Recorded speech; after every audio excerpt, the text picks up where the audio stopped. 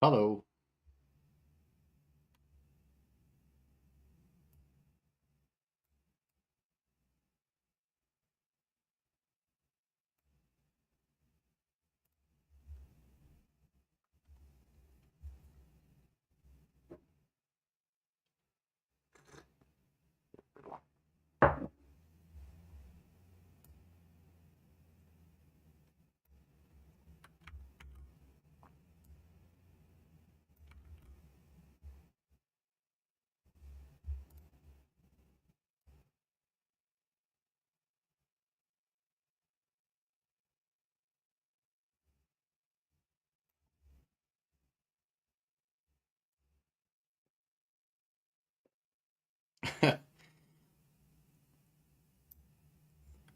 Hey, just real.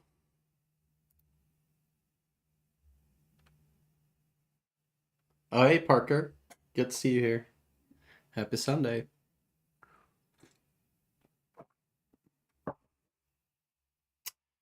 So, usually what I do is like I run it in QEMU. So, this is it. Maybe I should just show this. So it's a little irritating. So what I'm working on is trying to just get an actual disk image with like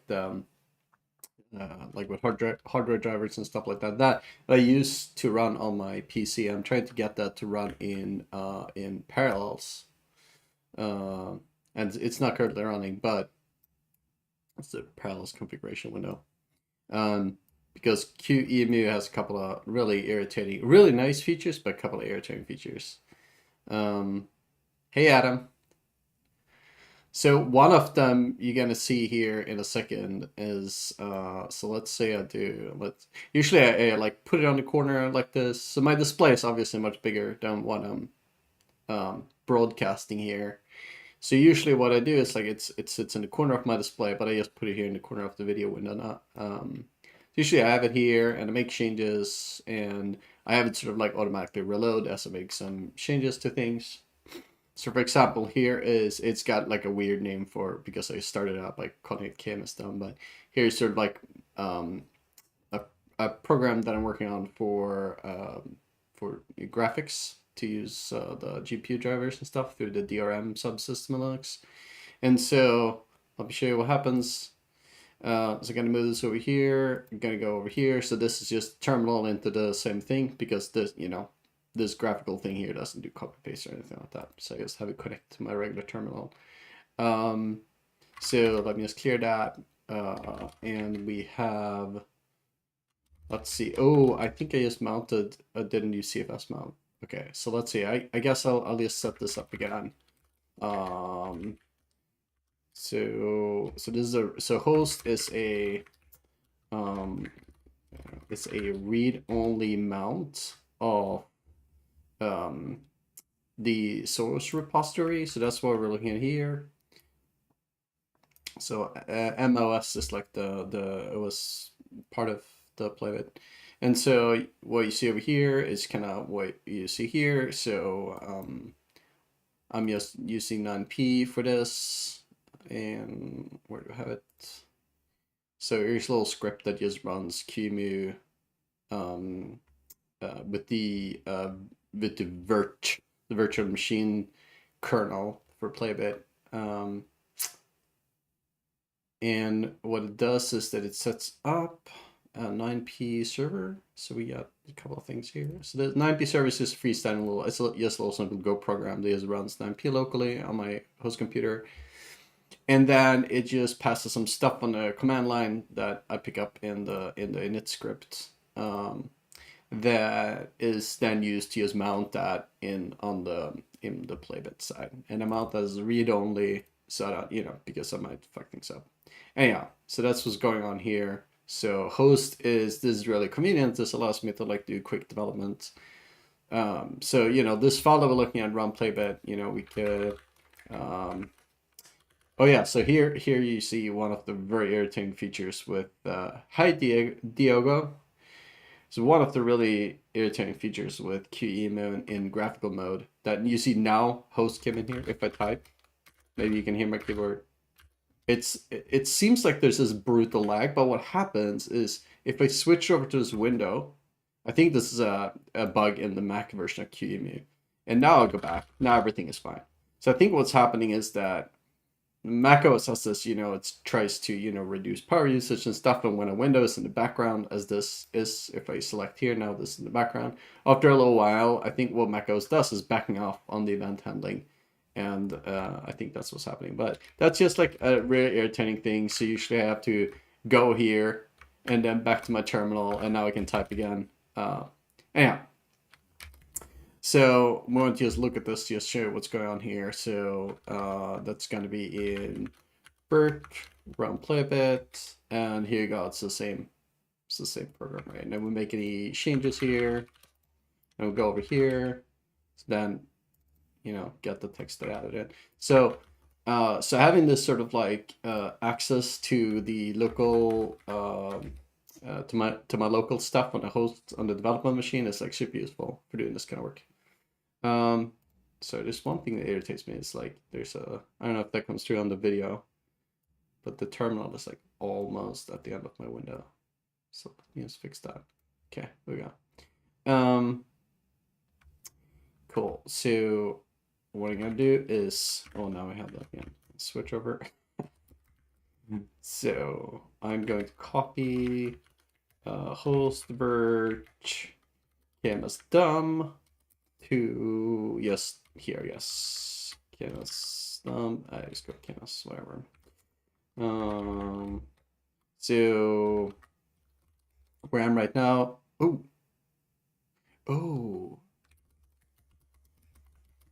I forgot I'm in the okay, so I got it here. Cool. We don't have to do that. I can show you right away. Since I'm jumping between two different virtual machines, I've got so it's just two different setups, two different kernels, two different setups also internally. So Playbit has like, it starts up in these two stages. It starts up as a as most Linux-based stuff does, with a RAM-based like tiny little disk image that just contains the basic stuff like an init script and stuff like that, like a couple of basic tools like a shell and things like that. And then it has a second sort of like a drive where you store data, the persistent stuff. And I used CFS for that. And so that data obviously is different because that's instance dependent. Anyhow.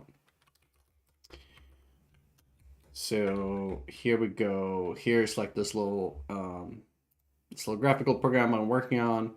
So this uses the DRM subsystem. Hey, Brian. Or maybe you left already. I hope you're still here. Yeah, so the DRM subsystem is this abstraction layer in Linux in the kernel for not having to write specific programs for every specific video driver or every specific GPU hardware. Obviously, that would be pretty unmaintainable if you want to target more than one specific hardware. And so this kind of layer is, of course, this file is like 1,500 lines of code, and it's far from complete. So it's not an easy API to deal with. It's fairly low level, but at least it abstracts the stuff away. It's pretty neat. So I can do make KMS dumb. And now I'm just going to bring this forward here, and you can see like the super irritating thing that happens, which is that this window will like move position every time the graphic mode changes. Oh, so this is another QEMU bug, I believe. At least this does not happen in other places, which is that the first time I tried to access the virtual GPU coming from QEMU, it just totally fails. And now the second time I do it, it's got to work. It's very strange. Now it works. So now you see the window just moves to a new position, and then it stays there. And then for some reason, this is another thing I can't figure out. So again, if I run this in like Parallels or VMware or even VirtualBox, like it doesn't have this issue where at the end the kernel fails to mode set back to the hey Albin. It fails the mode set back to the console. So now it's just totally empty here.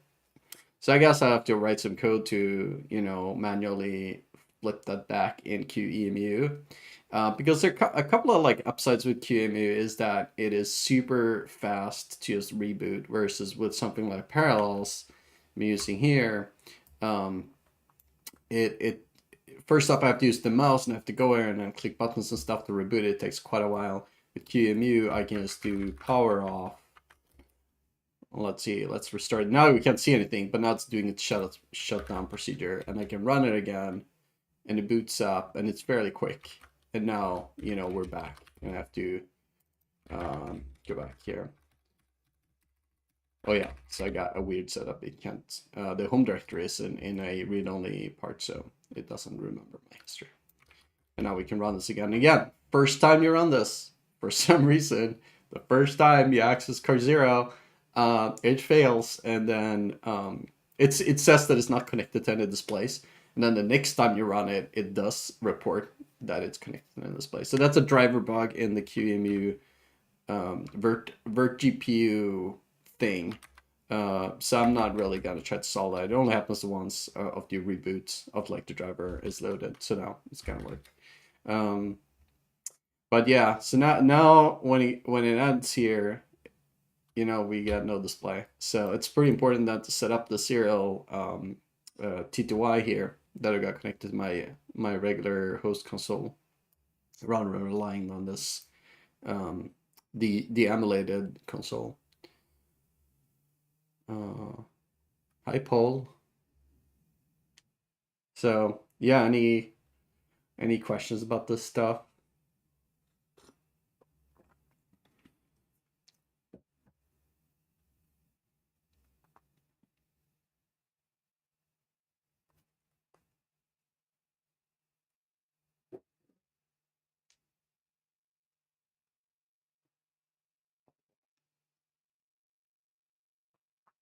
Yeah, just shooting it in the chat window there if you have any questions.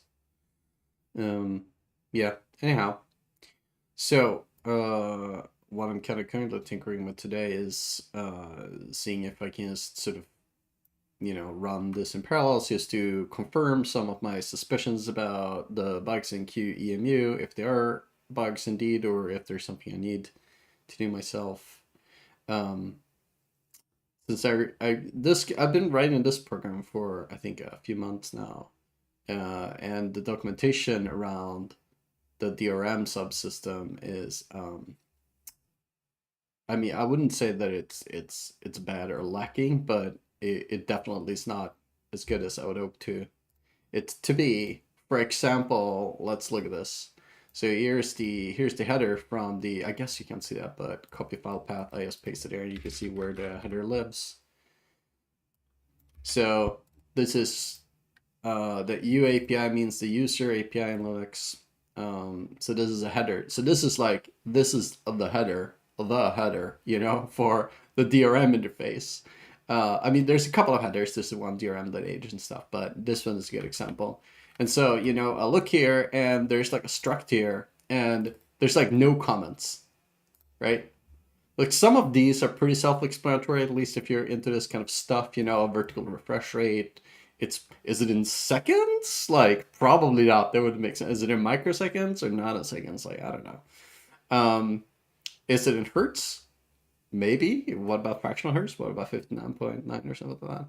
So it's a bit of a mystery. So what I do is like I look at the stable implementation of DRM in the kernel to try to understand what this stuff is doing. So, for example, there's a atomic mode setting thing I was working on it yesterday, and then here's like the handler on the system call side to like read that thing. So here's like the seemingly mysterious struct.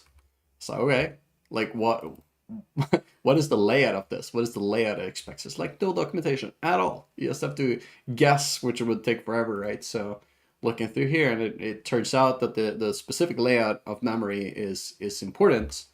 So yeah, there's a lot of that. It's trying to figuring things out, so it's taking a little while. So Albin has a question. Is Playbit going to be? I don't know.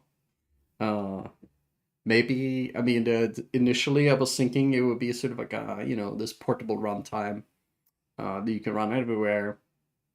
And I think that idea still has legs and it's kind of interesting, but it's just like a really big project to take on.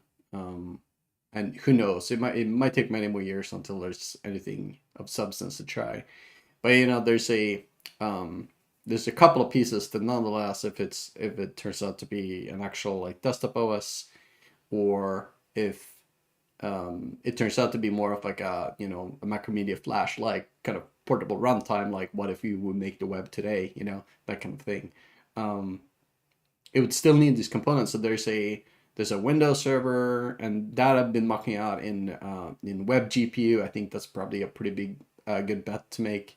And then there is a sort of a scene graph, or you could think of it as if you're like a web person, you could think of it as a DOM, but it's a CRDT like thing, kind of like what it's kind of similar to what powers like the Figma scene.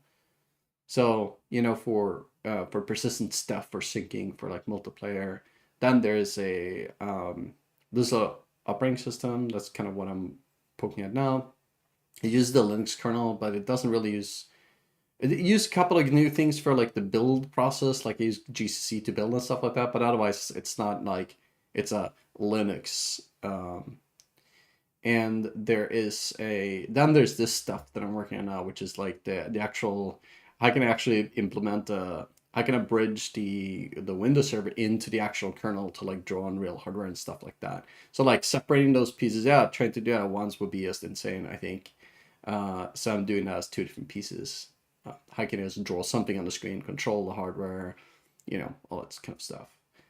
There's a couple of more parts to it, but like all of these parts kind of coming together. Yeah, it's hard, but I mean, it's like nothing is like really hard. Some things just seem hard when you don't know anything about them. You're like looking at a space rocket and you're like, how is that even possible, right? And you pick one tiny part and you kind of dig into that and you learn about that and you realize that there's no like magic. It's just, there's just like a lot of knowledge, and anyone can, or most people can at least learn. So yeah, it's not hard as much as it is just like a lot of time needed, I think, and that's what makes the project like a bit tough. And I keep going back and forth with it, but we'll see. I'm enjoying it though, and the moment I stop enjoying it, I'll just stop working on it. So we'll see, or for some amount of time. I don't know if that's any useful information, but that's kind of how I think about it. So looping back to what I was working on, trying to get this working with the regular disk image. So first off, here I got my build system. This is just what's this? Alpine something something. Does it say? No, it doesn't say, but I don't know how to get the version in Linux Alpine, but this is just Linux Alpine. I use this to build because I'm working on Mac here, so I'm just running this locally. So the build, I've got a little build system here. I'm not going to talk too much about it, but there's a little build system for just managing the OS and making images and rebuilding the kernel and stuff like that. So that's what I'm doing in this window that I've colored differently. I don't know if that comes across on the video, but this is sort of like a brown color and this is sort of like a dark gray color. So I can tell. So getting this to work. So first off, I can't just use the virtual build of the kernel. So I have two different builds. I have one full that has like dynamic drivers and stuff that that runs at least on my PC. I don't know it would run on any other hardware, but it does on that one. And then the virtual one has like all these like Virt IO, Virt GPU, all this like Virt something features like enable, or at least the ones I need. And then no drivers. There's no dynamic driver loading, anything. It's like a really small compact kernel. So we have the Let's see, kernel virt is there. Yeah, so the kernel is 11 megabytes. It's pretty small, you know. Hello, Nitesh. Um, so the virtual kernel is really small. It's all precompiled. There's no dynamic loading. It's all like just boot up really quick. So we saw before when I rebooted in the QEMU, it took about a second and a half to reboot, which is pretty good. And the full kernel right now that is smaller. That's interesting. Am I doing something weird? I'm probably doing something weird. But anyhow, it probably should be a lot larger because it includes a couple of drivers as dynamic modules. Um, Interesting. Okay, I have to look at that later. They both use the same C standard. I used to use XC, which is a little smaller, but also slower to decompress. So use C standard compression of the kernel. And yeah, there are two flavors of them, and so for running on hardware or running in parallels as a disk image, I'm using the full kernel, not the virt one. And so that also affects the boot up script. So this is little shell script that runs on startup. So I don't know, maybe honestly I don't know if anyone here is like listening still. I'm just switching over to, yeah, there's 7 people or 6 people. That's amazing. You're 6 weird people, my friends. Just kidding. Um, so when the Linux kernel starts up, it does, it hooks up devices and stuff like that. That's kind of, the main task of the kernel, and then of course, scheduling and stuff like that. But what it does after it's set up everything up and it's kind of ready to go, it starts running one program, and it gets process ID 1, and you can make the program whatever you want, right? So if your whole operating system is just, if you try to fit this on an embedded device or something like that, you might just make this single executable. You have no standard libraries, no linker, nothing. You might not even have a file system. Well, you have to have something to get to this, but you can just map it into memory or something like that. So what it does is just sort of like, here you go, let's just run this process, right? And then the process can do whatever. And so if you run your run-of-the-mill kind of Linux distribution, what most of them do is that first program is some sort of like manager system thingy, like an init process, which goes and it looks at the file system for like configuration files, and it starts usually like supervisors. And if you use like one of these huge distributions, like Ubuntu or something like that, it'll probably use systemd, which is this like monster of stuff and source of controversy among Linux people. But anyhow, my point is that once the kernel boots up and launches process 1, that point, that's where you can just sort of like do whatever you want, and your imagination is the limit, man. And most of the distributions, like from that point, they look the same for a long time forward, and that's why they all like taste like Linux. And Playbit, like, it's not too dissimilar. It doesn't have a lot of features. It's really simple, and again, the goal of the OS here is to be a portable runtime. At least it has been in the past. Um, so let's see. Yeah, so that's what's going on. So this script is what runs when it starts up. It has a program called let's see, I can show you in here. Oh no, spin. Where are you? There we go. So here's the init program, like what becomes process 1. So this is a configuration to the kernel when you build it. So this is what it's kind of run. And so this program is a thing called BusyBox, which is this like single executable. This has a lot of like basic utilities like ls and cat and stuff like that, including a simple but adequate init system. And it starts this shell script. It's the first thing it does. And from here, I set things up and you start the things that are needed for the OS to work. The first thing is just to set up the path environment. Then I have so these are not exported, these two. So this is just like a version and a build time. When I rebuild this, I substitute the string here for the current version that I'm building. Some logging helping functions, and then outputting the version and the fact that it's starting up. Redirecting kernel messages to the log, or silencing them so they're not like on the screen from this point on. Then you're setting up the basic file system. So again, like this is traditionally you mount the proc file system, which is, don't think about it as like, files on a disk. On Linux or Unix, really, file system is like, this hierarchical data, right? Not necessarily stuff on a disk, but so there's the proc file system, which is traditionally mounted as /proc, but you can mount it wherever you want, right? This is kind of cool. You could, if you wanted to do, like something more Mac-like, you might do system proc, which I think could be a cool thing to do at some point. Then you have systemfs. There's a couple of more. There's the devfs too, but the kernel mounts that automatically for me, which I can get it to it here. Then I'm just setting up things like, if on the console, how do I explain this? This took me, when I got into this to begin with, like a lot of these concepts where it's like, what the fuck, like what the hell is a kernel command line? How can you even have like, what is that? How do you pass arguments to a thing that doesn't run yet? Well, like, computers are kind of pretty complex these days, right? So you have several stages of stuff happening. You start a machine up, the hardware starts up, and then the hardware loads like a very basic built-in operating system inside the computer. Modern computers have what's called like an EFI system.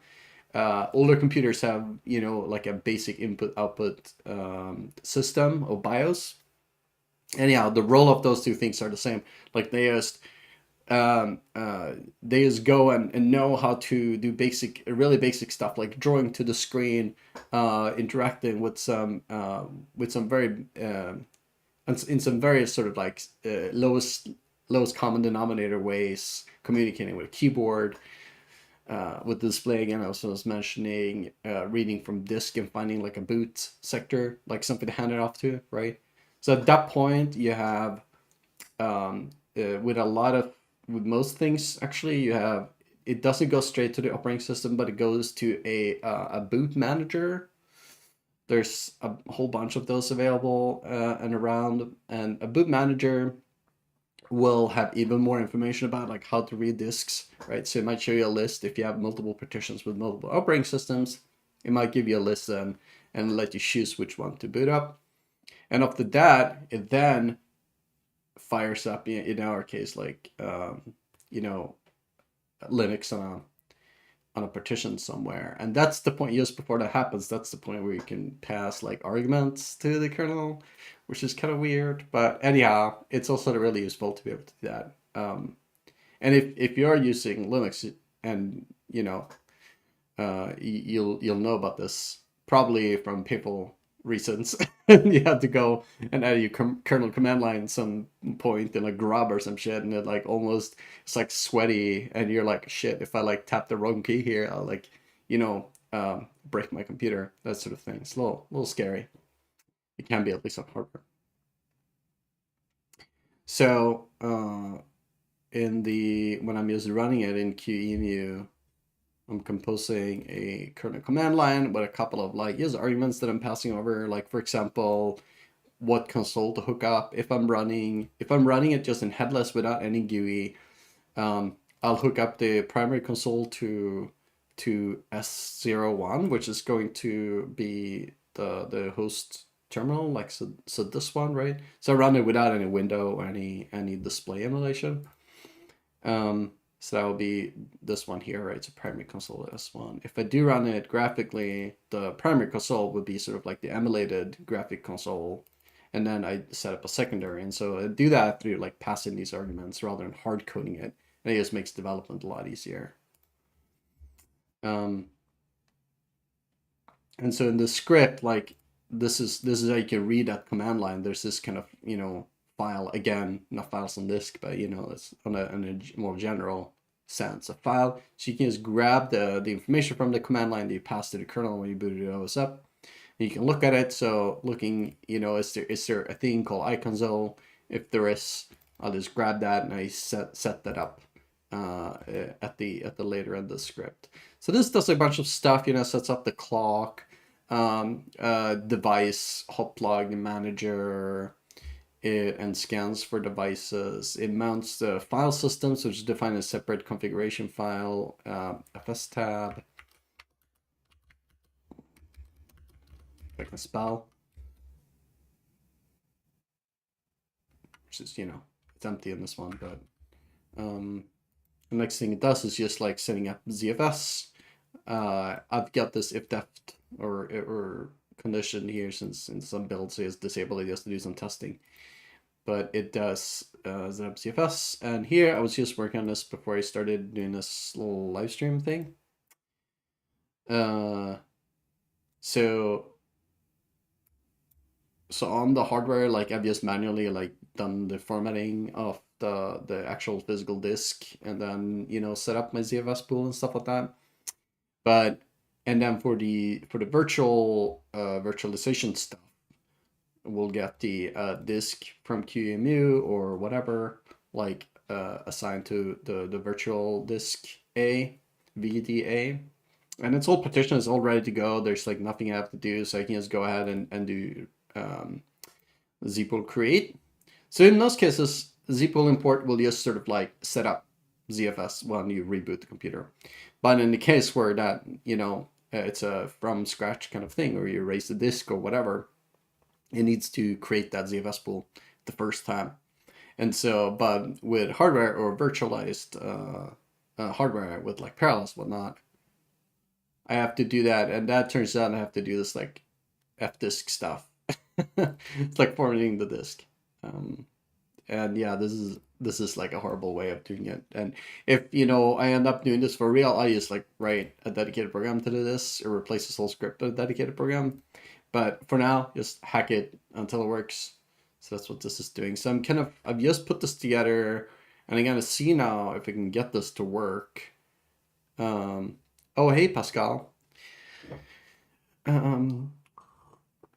Yeah, so let's see if I can get this to work in the virtualized hardware.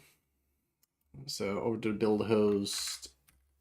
So I'm just gonna touch, is just from a janky homemade package manager or build system. I kind of have to touch this package build script. And then I'm gonna run my make image script. So this image script, like, just, you know, it goes through, make sure all the little pieces that are needed are just ready. It bundles up the script that we see here. It does all those things to set things up. It then puts together, builds a disk image out of this that we can boot. So I'm just running this here. It'll take a couple of seconds. Let's get a little coffee break. Okay. And so 19.5 megabytes, this is the disk image. So this contains, it's a bootable image. I think I'm using that Joliet ISO 9600 something, whatever, like some super old 90s standards that I guess is still like a thing people use for like disk images about whatnot. But it contains, like, I guess I write it out here. So it contains stuff for interacting with an EFI type of computer. It contains the init file system. That's the stuff that, you know, has things like the script that we're looking at, and the kernel. Okay, so next thing I'm gonna do is jump over to Parallels. So this setup here, I have it set up so that this disk image that we just rebuilt here is like a CD/DVD. Yeah, if you're like a young person, you're watching this, like, shit gets invented and it just stays around forever. Yeah, obviously there's no CD involved at all, but I guess that's just the nomenclature here. And then there's this kind of hard disk.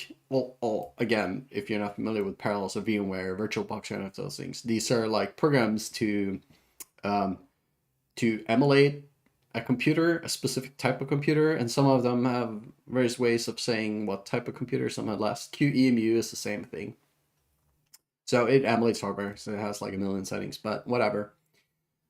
So and the boot order is to boot from the CD, aka, and the hard disk. So not the hard disk first, because that will not work, because the hard disk we only use for storage, and this is the actual like thingy. So now I don't know if this can work, but let's try. So I'm gonna start this up. Is there like? No, it didn't work. Let's see. Try again. Oh, there we go. Okay, let's see. I don't know if it's gonna work. Initializing new ZFS pool. Cannot import home. Oh my god, did it work on the first try? No, that's ridiculous. Usually it takes me like 20 times to get these things working. Now I'm like suspicious. So I should be in home. Oh, that's cool. And I should have, oh, a history file. Get, okay, so it's the CFS list or cpool list. Okay, it worked. That's ridiculous. Okay, that's cool. I didn't expect it to work. So let's just make sure. Let's echo a. Okay, so we have a file called a. So yes, shut down the system. All right, and you gotta restart it, and then let's see if that a file is still there. We can also see here if mounting CFS pool. Okay, so yeah, yeah, it works, and even my history file is there because the history works. Okay, that's amazing. So I don't have a compiler here. That's a little bit complicated actually to get working. That's a whole different story actually. You can probably talk about that for hours. But how can I talk about this not for hours? Well, you have a chicken and egg problem. I guess you could say it like that. So chicken or the egg, you know, which came first? So you need a compiler to build, right, a kernel or your OS, right? And you need an OS. I can't spell that. I don't know. Maybe I'm sitting weird. And you need an OS to build a compiler, right? And the compiler will be kind of specific to your OS, or at least to some extent. So often what you do is that you do this kind of thing. So you use some OS, so you can use sort of like OS 1, build a compiler. You use that to build OS 2, and then you use compiler 1 in OS 2 to build compiler 2. And this is, you know, it's simplified here because you have this for, you know, libc, for example, right? And if you use, what is happening? Let me just reorient my keyboard here. Yeah, and so what do you program in Playbit? I'm not sure what what your question is. Maybe you could clarify it a little bit.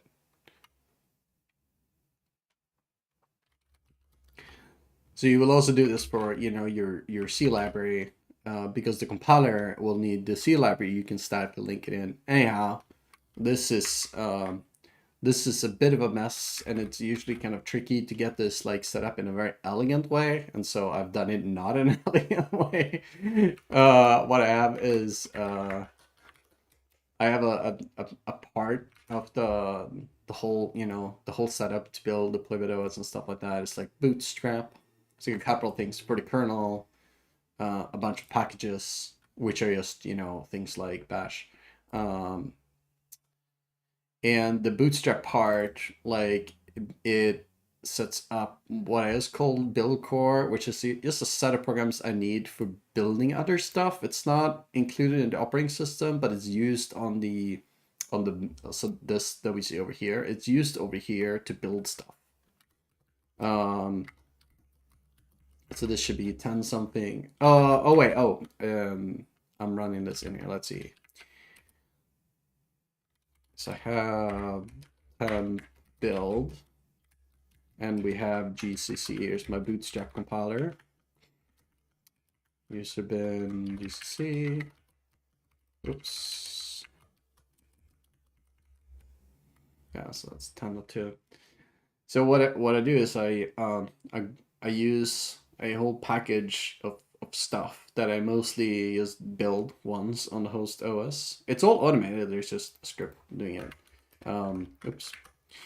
So Bootstrap. Now it's not doing anything. It's all done and ready. But if I restarted this or restarted it from scratch or whatnot, I would just have to rebuild it. No big deal. It grabs GCC, uses Musel libc, it's static link. It's called binutils, the GNU stuff for things like archiver and stuff like that. So all of that stuff, it just like builds this one image, and I guess we can look at it. So I'm using layered FS. Let's see, pull. Yeah, I don't know what you're asking about. I'm sorry, Paul. What I program in? Maybe you mean the programming language, like it's C and some Bash, too much Bash or shell script. Not, it's not strictly Bash actually, since early on I don't have Bash, so this is not Bash. This is C shell. Unrelated question from Albin: do you think it's worth missing out on the M1 goodness for staying on an older version of macOS that you like? Yeah, I mean, I do have too many computers. I do have a M1 computer, M1 Max and whatnot, and it's like fine. I like it. The hardware is super nice. I mean, I can't stand the weirdness of macOS 12 and the iOSification of it, but you know, whatever. I know that's like an opinion that not everyone shares. But for all the work that I'm doing and like benchmarking with my laptop, which is a 14-inch with the Max M1 Max CPU, like there's like almost no difference between this machine I'm using here, which is like relatively dated, at least compared to the new ones. So things are like about the same, like you know, doing things like rebuilding the kernel or like using Figma or anything like this. I really can't see much difference at all. There's some workloads that are clearly faster. Encoding video, for example, like I'll just do that on my laptop because it's like about twice as fast as doing it on this machine that I'm using here.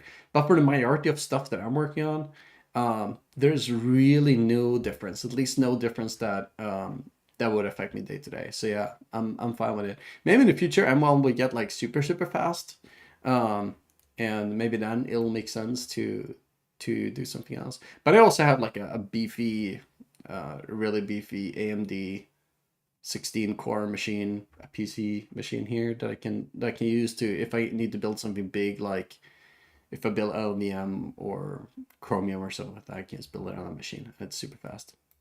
So yeah. Paul says, never mind the question, just read the site. I didn't know Playbit is based off of the Linux kernel. Yep. Well, I mean, Playbit, there's a lot of parts to it. But the OS itself, yes, it used the Linux kernel. I was thinking about using the BSD kernel, which is kind of nice, but at the end of the day, the development support, the driver support for, sorry, the virtualization stuff, like, you know, for example, I could use something like Docker to just like run a local like build system to as a stepping stone, you know, like with BSD I can't. I have to use something more advanced. There's just a lot of things that makes using the Linux kernel I like a little bit easier for developing. And then the other part is that to get this to work on hardware, most hardware manufacturers today produce and maintain drivers for Linux, while that is not the same case at all for BSD, right? Since, you know, Android is pretty important, and Android is Linux, right? So yeah, Linux, I think BSD is like has a maybe a better nicer, I don't know, community, like a more tight community maybe. I don't know. Anyhow, that just seems to be much better. Trying to Google for anything or do a web search for anything regarding help on Linux is just like, I mean, prepared to spend like an hour sifting through like 900 completely irrelevant posts because there's just so much information. So I guess that's the downside of it. Trying to find information or find documentation about stuff for Linux is like very hard to do because there's just so much stuff out there, and most of it is not what you're looking for. But yeah, the driver supporting stuff is kind of nice. I've also had some experience with Linux in the past, but not with BSD. So there also maybe issues Linux. Parker says, I still use my old laptop for programming too. I've had so many weird issues with low load programming on my machine, M1 machine. Oh, interesting. Yeah, I haven't really done much low load programming on the M1. I've been tinkering with, so I have another project like this kind of virtual machine that I'm tinkering with. So I've been writing that maybe 20% of it on my M1 laptop, like away from my desk in office, and the rest here. And I haven't had any issues there. But then again, it's just C. There's nothing. There's no assembly or anything like that. So who knows? Who knows? Yeah. So it was cool that it just worked. I was kind of hoping I'd made some mistakes here. Also, I mean, this is a piece of shit, isn't it? This is very messy. But I hope I've made some mistakes so we can like fix that up. But yeah, well, I'll take a win when I have them. Yeah, so I guess the next thing I want to do is to see if I can get my little test bed here that came as dumb. I really need to find a better name for this.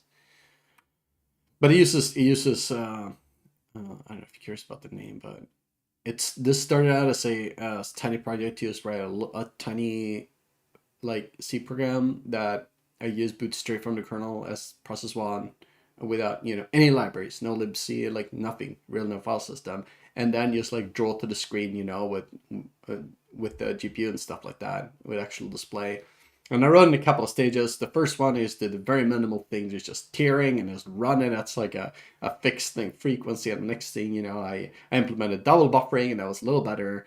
And then I implemented virtual sync, and the most recent incarnation of this, and this is why it's grown to like 1,500 lines, or it's more, I guess, but whatever, is the atomic mode setting stuff. That I'm not going to go into details about that, but anyhow, needless to say, it's not a trivial thing to like draw to the screen on top of using video hardware and stuff like that. So I'm gonna try to make this work now in the parallels thing, but I'm just looking at the chat here. Paul says, "Are you planning to have a custom programming language top of Playbit?" No, I see. I think that a lot of people who end up like doing projects like an operating system or something like that just happens to have the same drive of like, oh, an OS could be better, and therefore I'm like working on an operating system, and then you have that same streak of saying a programming language should be better, and therefore I'll write a programming language. I think that there's a lot of examples of this, like Urbit, like does that, and UXN I think is a really cool example of that, and Varvara from 100 Rabbits. But no, I think for my reasons for doing this would be severely hampered by also coming up with like a custom programming language. Writing a programming language or designing one and writing a compiler for one, that's like a huge amount of effort. It seems like, yeah, you can get to like 80% in like a week if if that's something you do, if you're used to building compilers like that. But getting to 100% might take years, right? So yeah, I don't think it's worthwhile pursuit. Maybe I'll put like the RSM virtual machine into it as like a fun option. But I think what is cool about using a Linux kernel as the runtime instead of, for example, the web platform or Flash or something like that, is that the sort of the substrate or WebAssembly or whatever you want to compare it to, the substrate you're using here is just like an x86 or ARM64 machine with very well established semantics, right? Very well established like memory features, and that's a system, and then you can run it everywhere. You can run it on an iOS device. You can run it on, as I'm doing, Mac. You can obviously run it on like Linux. You can run it on Windows and stuff like that, and it behaves the same everywhere, right? This is the same concept, right? This is the web platform which was made 30 years ago, and things here is different. So that's what I think is kind of cool with it, which means that a big feature of this is that you can write in any programming language you want, right? If you just want to write Python or JavaScript, you can just run like Node.js or Dino or something like that, or Python right inside on top of that runtime, and you can write it in that language. If you want to write Lua, you can write Lua. If you want to write C or Rust or something like that, you can do that, right? Or Go. So you sort of like you draw the line somewhere, right, of like where you want your substrate to be, right? On the web platform, it's like JavaScript VM, right? And then now you have to write things that are JavaScript, right? And then you have like now you have an escape hatch where you can say, actually, here's some JavaScript, and then that JavaScript hands over control to like a WebAssembly thing, right? But that's still on a level that is like fairly high compared to like then you have, in the case of Chrome, right? You have JavaScript, and then it'll switch over. I don't know how you want to think of it as, but then you have sort of WebAssembly that is on top of the web browser's working process, that is on top of the web browser's main process, that is on top of the user land Windows server and the operating system, that's on top of the operating system kernel, right? That's on top of your hardware. So like, yeah, sure, WebAssembly is going to get you closer to there, but it's still pretty far away. So yeah, I think if you were to just like come up with, if there wasn't a web and someone was like, hey, cool idea, like, stuffs that interconnected computers where you can share documents and stuff, like I think using an operating system like Linux or BSD or whatnot in a virtual machine virtualized, and I don't mean emulated, I mean virtualized, I think it's a much better approach and choice. It just that's my opinion on this. So yeah, that's the big. I don't know if it's a big bet, but that's the bet I'm making with Playbit.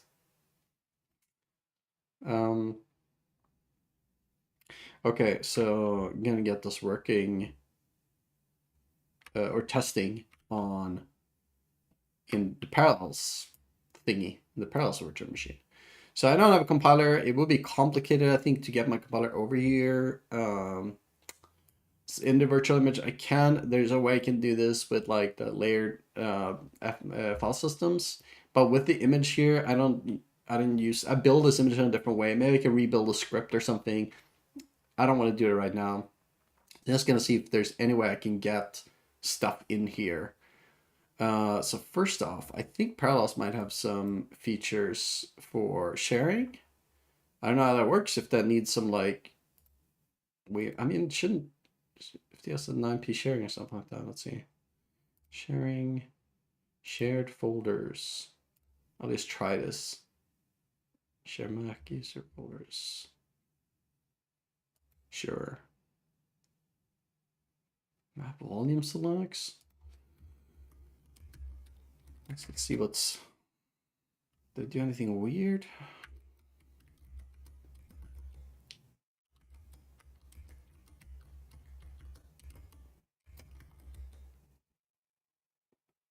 SR, I don't know what SG and SR is. V virtual stuffs, VCS. Yeah, I don't know what those are either. I have to do a web search about this. Oh, actually, I don't have. Do I have SSH in this build? Client, what is that? That's a BusyBox thing, I think.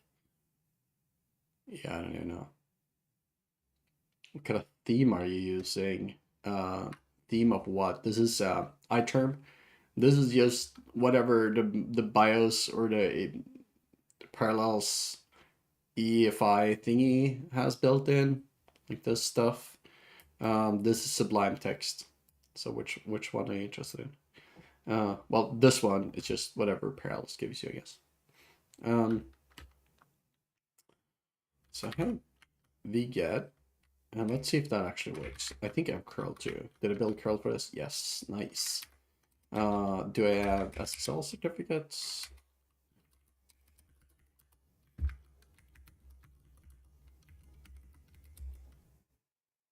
Or do I even have networking? Maybe not.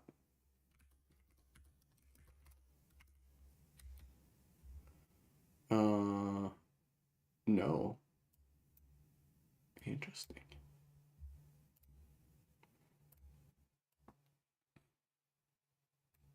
Let's see. I am setting up networking now.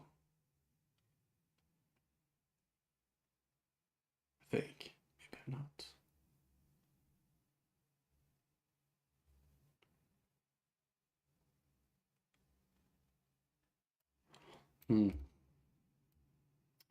What do I have in here?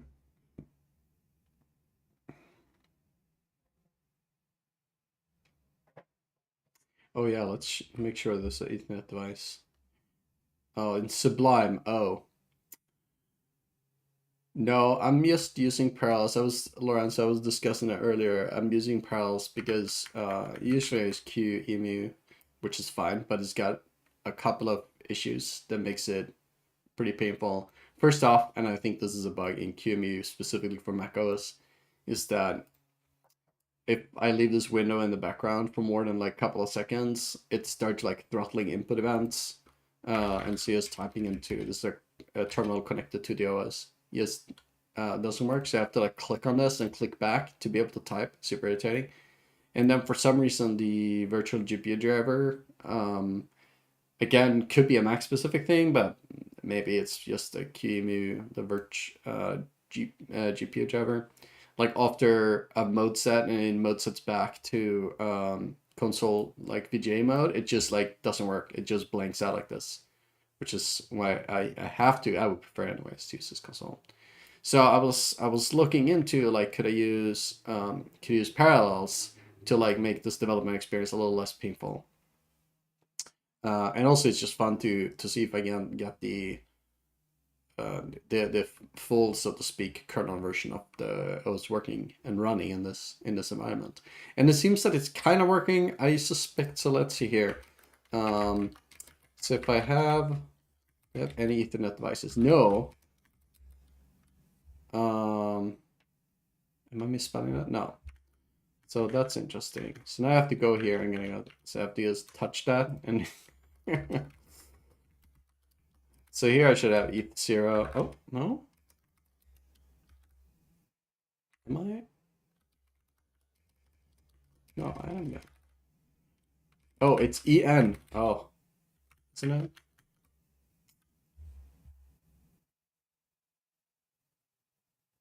Oh, it is ETH.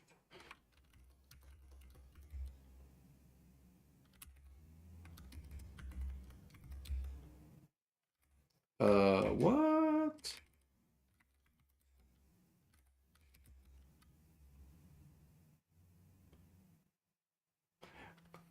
Huh. I wonder if they have such a basic, simple setup. I'm not running anything complicated. It creates these nodes for me. I wonder if it's so that I just have to create the node manually. That'd be weird. Okay, so. Yeah, yeah, that's that. It's this one.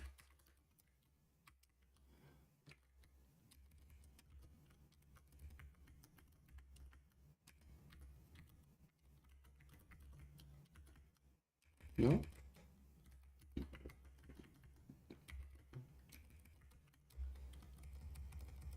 The boot log. I'm not sure where I'm writing this stuff to. Okay.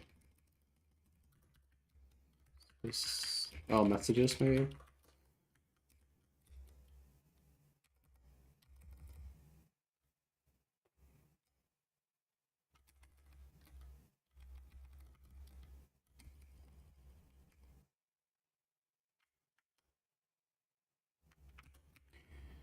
Where? Oh, my mouse still working.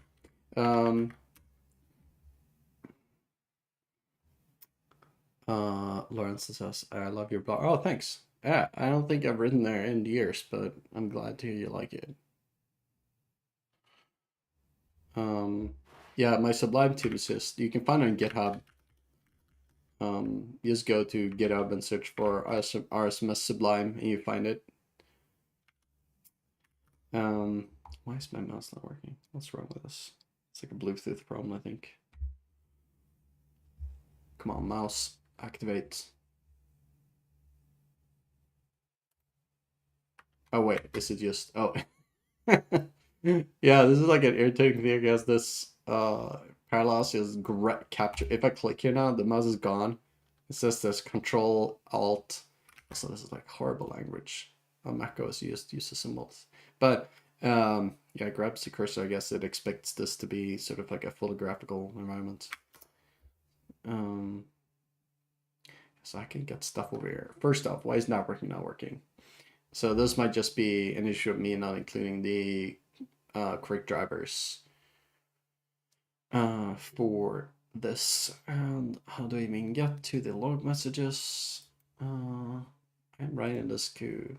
It's been maybe a year since I put this together, and so I'm a little rusty on this. I'm gonna have to see how to get to this.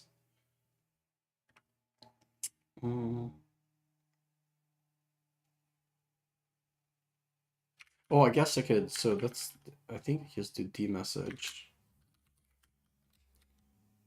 Okay, well that was not very helpful. This seems to be after that point in time, right? Let's see if I can find DHCP. Oh, that might not actually work if this. Let's just see what it finds. Oh, I can't paste. Oh, God. Or let's less this. It might be huge. Procnet. It was not huge.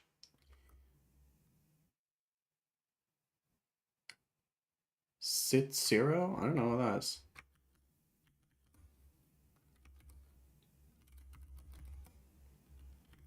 Oh no. Safari Y. Sit 0. No, what the fuck? Don't search that shit.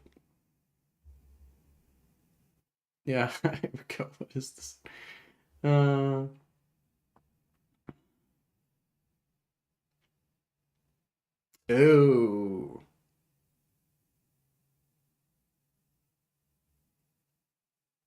So it could be a network device.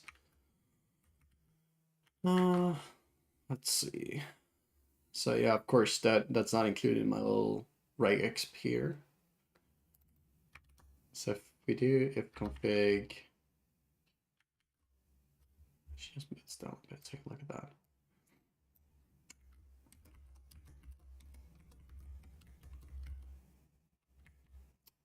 Let's do it. Let's see if it exists here. Yeah, it's not there. Oh, it just be like this. Oh yeah, look at that. Big.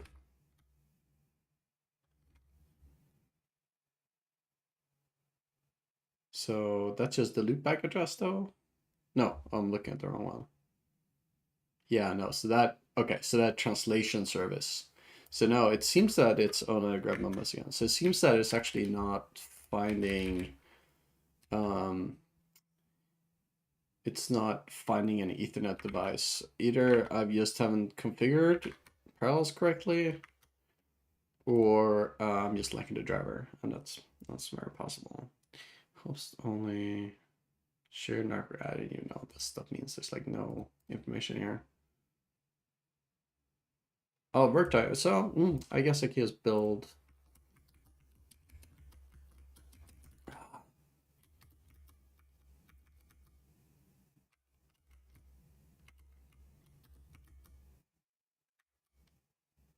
Block device network. I think that's, and virtual Ethernet. I think I need to build those. So let's just do that and see if that helps. Okay. So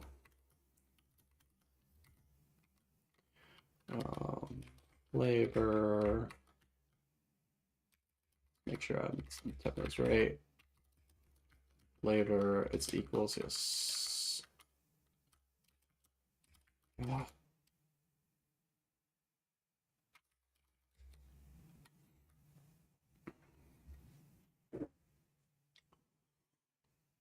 Should be relatively quick. So yeah, I already built this recently. Just you really just need to add those here. Oops. Yeah, it's like crazy. Okay, now it's getting closer. So this thing here is running virtualized too. So there's, I guess, a small hit to it too. It's fast enough. Sometimes I just build this remotely on my big PC. Okay, so that's done, and then we have to rebuild the image, and let's do power off. I have to go here to be able to start it again.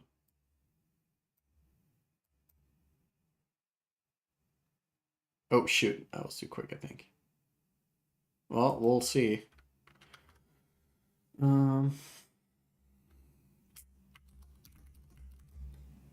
Yeah. Well, maybe it didn't work, but let's make sure. So here's one of the very big downsides if I end up using Parallels, which is I have to like click with this mouse here, and it's definitely not as fast as QEMU.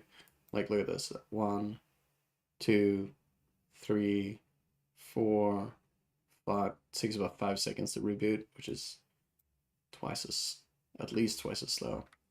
Well, this should work. Nope. Okay.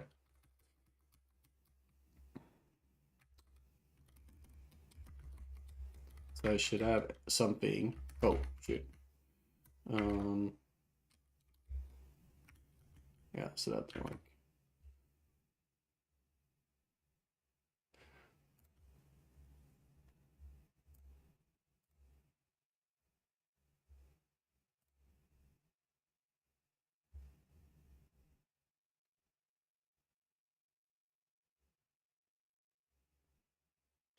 So my understanding, I've tried this in a virtual box, I think, and that one just emulates like an Intel network card, I think. But I suppose Parallels uses VirtIO networking, which is nice, but didn't know. But still does not seem to be working, does it? So, yeah.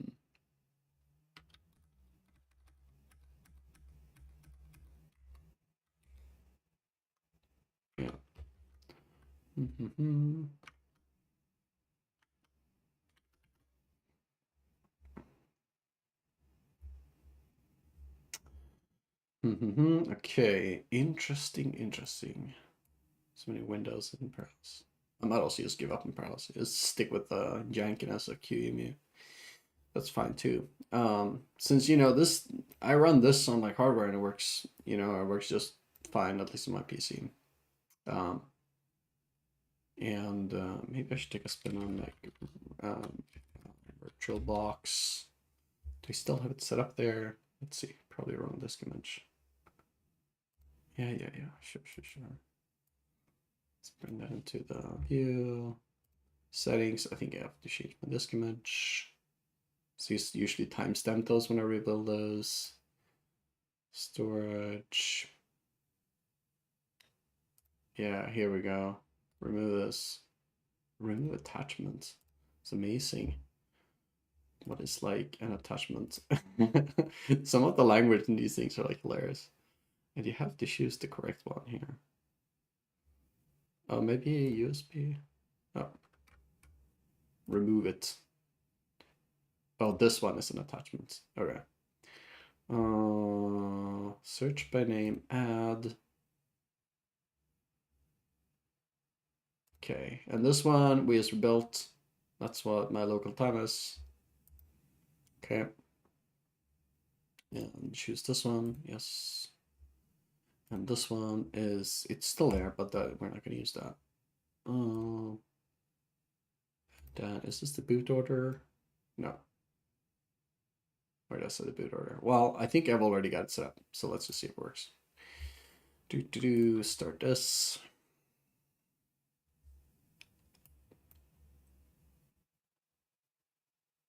Yes, please do boot.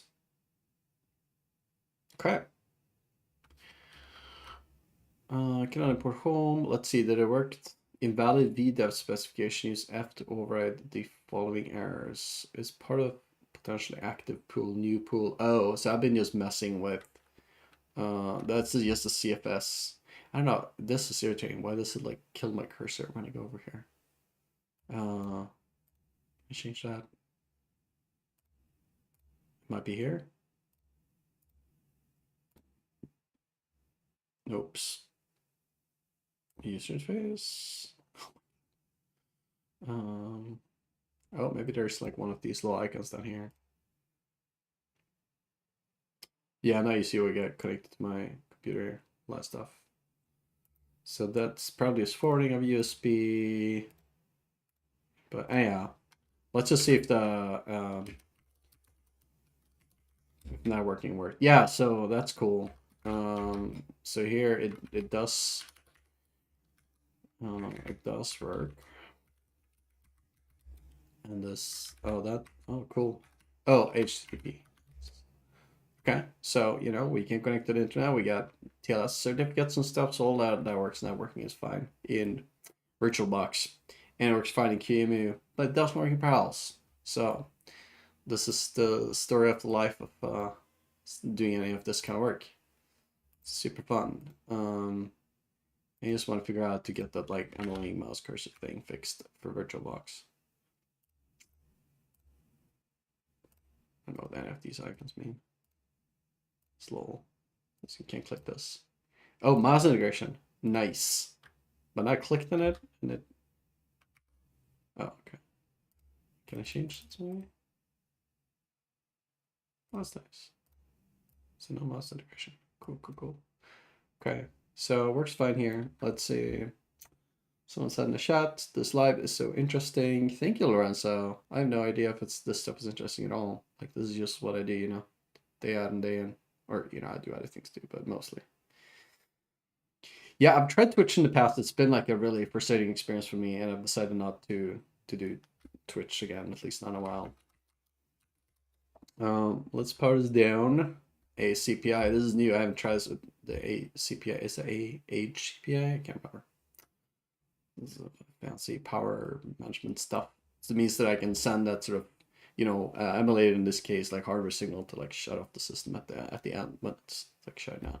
Okay, so cool. So in this case, I think I'm with network. I think it is emulating. Oh yeah, look at that. So emulating this like Intel thing. Oh, look at this. So we have Virtual net. So let's just try that and see if this is gonna work or not.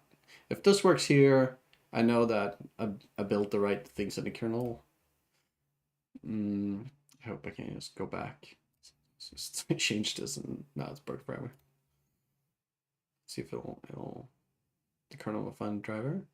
So I'm not good at like some people are really good at like kernel debugging and stuff with drivers. I really don't know much about it, and I just kind of learn as I go. So there's probably like a much easier way to debug this stuff.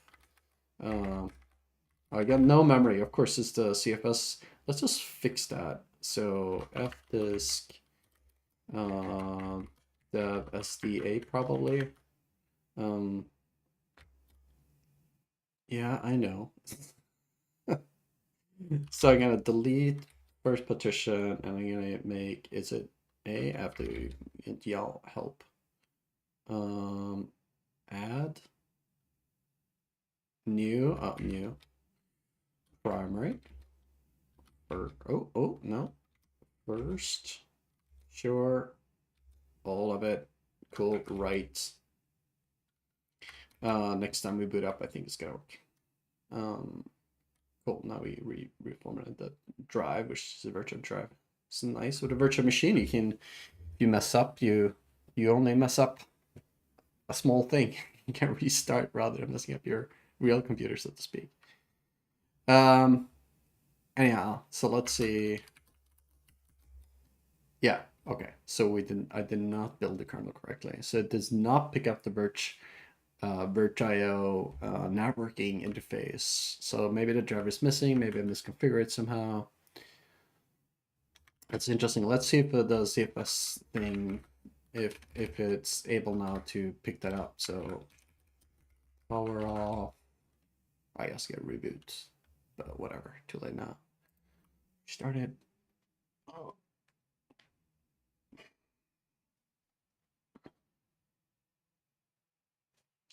Okay. Can I import home? No such build. Initialize new. Okay, cool. It worked. So now we got persistent storage in this one. But let's just shut it down now.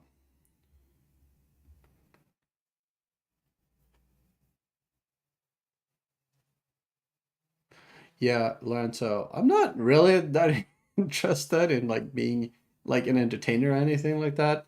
So, you know, like I thought it would just be fun to share what I'm working on. I'm not like trying to work on things that are shareable, if that makes sense. Um, so my retrospective on Spotify. So I mean, I haven't worked at Spotify since 2010, you know, that was like a really long time ago.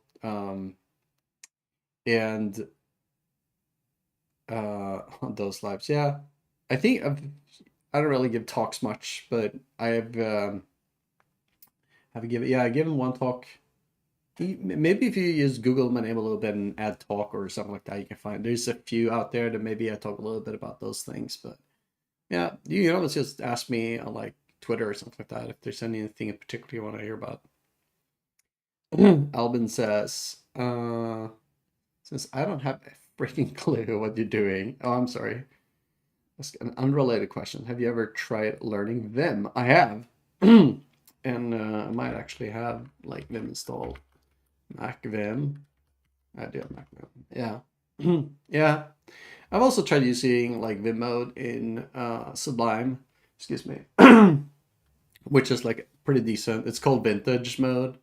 Uh, but yeah, it's not for me. I don't know. It never stuck. Maybe I'm too visual of a person. I don't know. Okay, so thing at hand. What's this? I'm working. See, what I might want to do is I might want to. So build hosts here. So I might want to go into menu config, which is this sort of pseudo-graphical configuration tool that the Linux kernel comes with. So kernel builds config. I think I call it config. I always remember. I always forget my bash scripts like what they are. So I almost always add these help things. So, a very small working memory, I guess. So yeah, config. No, edit config. And when I have no build, I should really add that as the thing to a script. Oh shoot, wrong flavor. Flavor is full, otherwise I'll use the wrong config. There we go. Yeah, so this is let's use curses, I think, to draw sort of like kernel-based UI. So somewhere we're gonna see firmware drivers, probably, maybe, no, not firmware drivers. Might be in here. No, so I'm looking for the network, the virtual network drivers.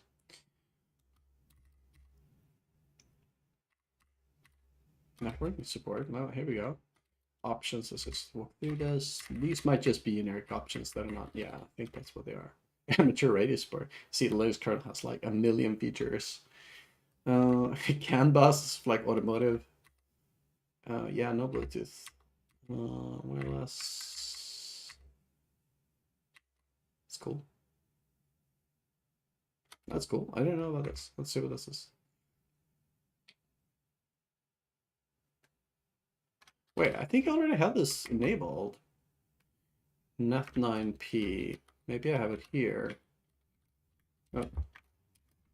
Why can't I type it today? 9PF. Oh, it's different though.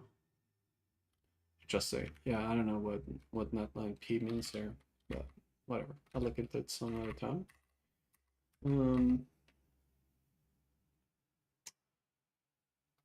No. So maybe device driver. Oh, maybe it's in here and not network export.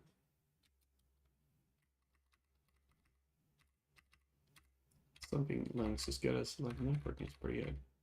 Actually works pretty well. Network device board. Network core driver support. Yes, thank you. Don't need most of these features. So I've done a what is it called? No config or something like that. Sort of like the most minimal Linux kernel config, and then I started adding and configuring things, just the things I needed. It's very easy to just enable everything, and it takes forever to build it. And you have like this kind of bloated kernel with shit you don't need.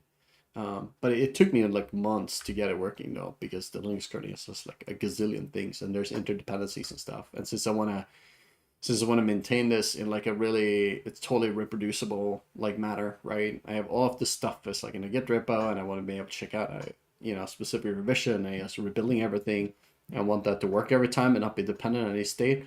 I need to be everything to be scriptable. So yeah, it's a good old one to get it.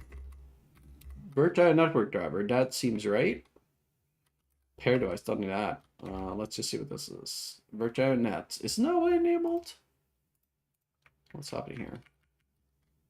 I did enable this, so maybe it also enables something else. So this will tell here what it depends on.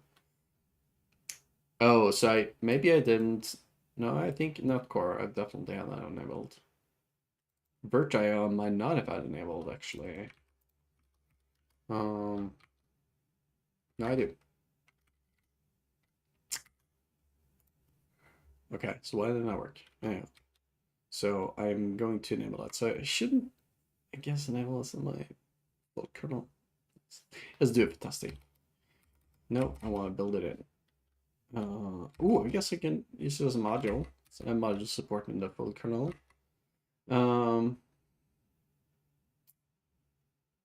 So that just means that it can use load on demand. It doesn't load all of these drivers into memory on boot, unless that it won't be needing. So let's make sure that there's no options in the Ethernet driver support here for virtual networking. So that could be another reason for it. But here, for the full kernel, I just enable a ton of these just to get it like working on my real hardware, and I should just like reduce. So most of these, like this, I certainly don't need, or this. Actually, it's disable this now since I'm looking at this. Links. D-Link, no. Tulip, I don't know that's. Okay, I should just go ahead and disable all of those at some point. So I'm just using one of these right now.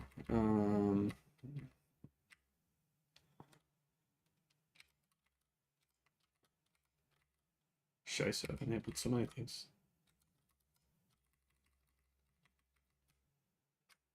Okay. What I'm looking for is like maybe a driver in here that's for virtual network. There's no V. Alright, well, I guess not.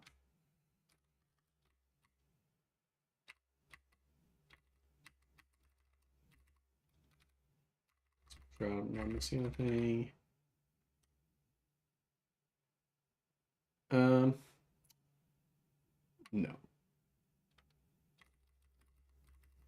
Okay. So I'm gonna save that. And then what I'm gonna do is gonna copy this guy, which is gonna be in, what's that? Temp build kernel maybe. Oh god.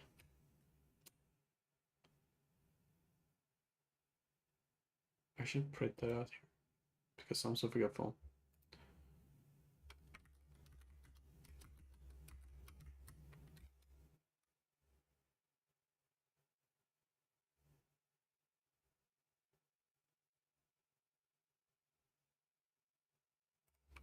Pretty sure it's in the temp build.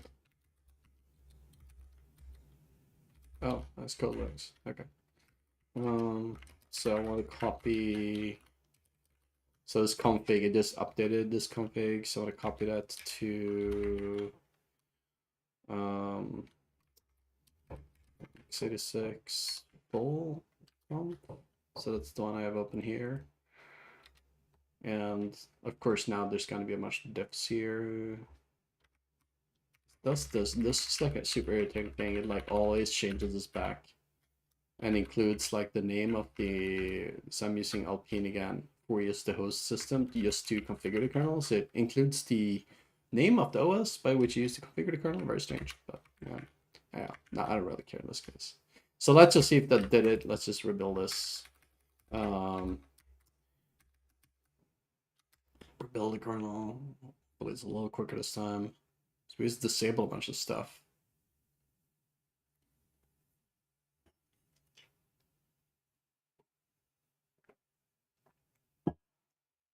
Well, I guess I did change things to be not a module anymore. Sorry, not built in, but a module.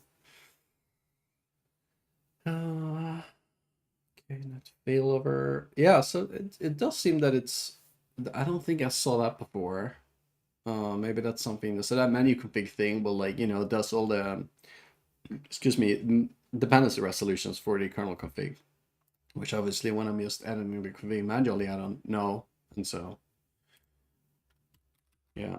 Okay, so that's rebuilt. Let's rebuild the image.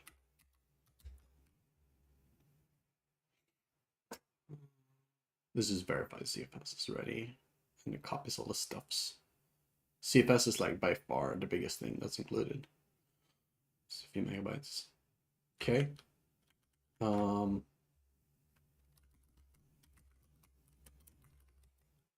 See if that gives us any luck.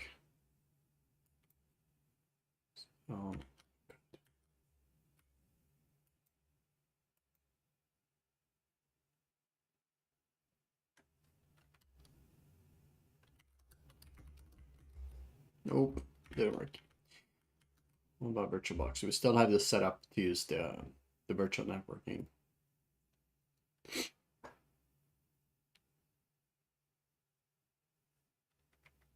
Yes, please boot. Just waiting. No, didn't work. So now I'm wondering here.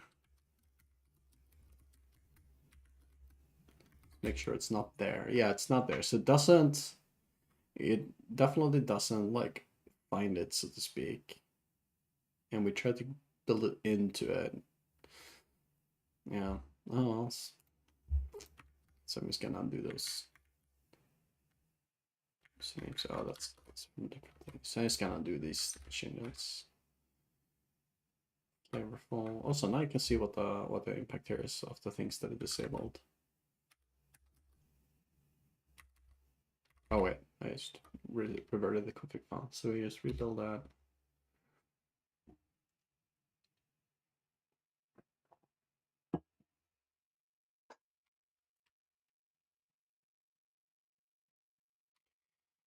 Well, I guess another thing I can do is I can include the virt.io kernel instead of the full one in the build here.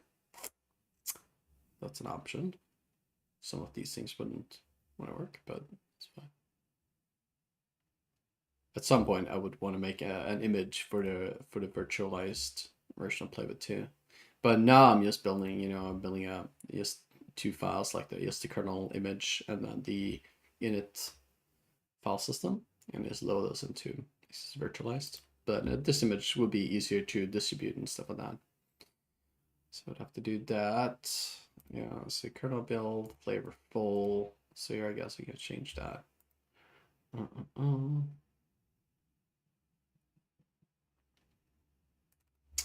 I'm setting this to, yeah, let's just try. Well, actually, first, let's just finish what I was doing. Build the image. Blah, blah, blah. Let's add, while we're waiting for that, add a flavor option. So let's see if I can just copy paste that from, just close some of these things that I don't need. From kernel build script, flavor,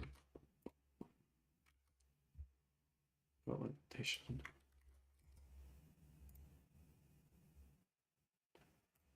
Flavor there. And our default flavor is going to be different, of course.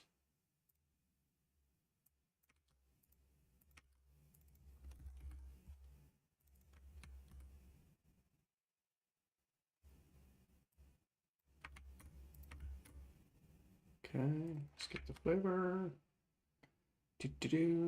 So that's done. Let's just make sure that didn't screw anything up. Networking. Yes. Oh, I can't change it now. Oh, it's running maybe. Yeah, show it. Okay.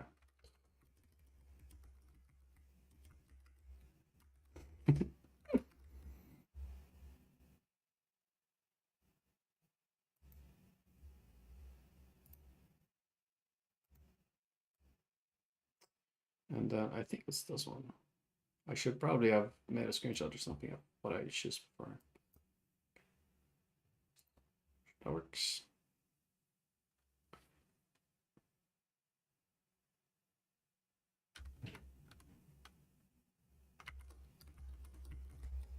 Yeah, that works. Good.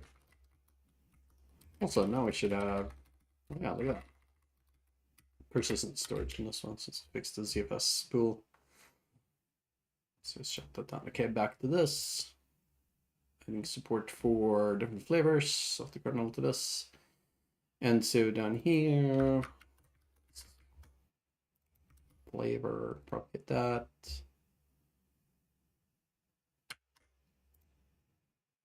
Base, full package. Check this. Base is the virtual base. And what is the difference here?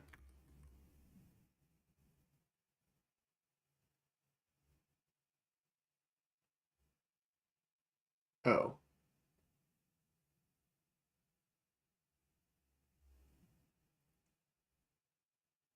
Yeah, so this is not correct because this doesn't really do that.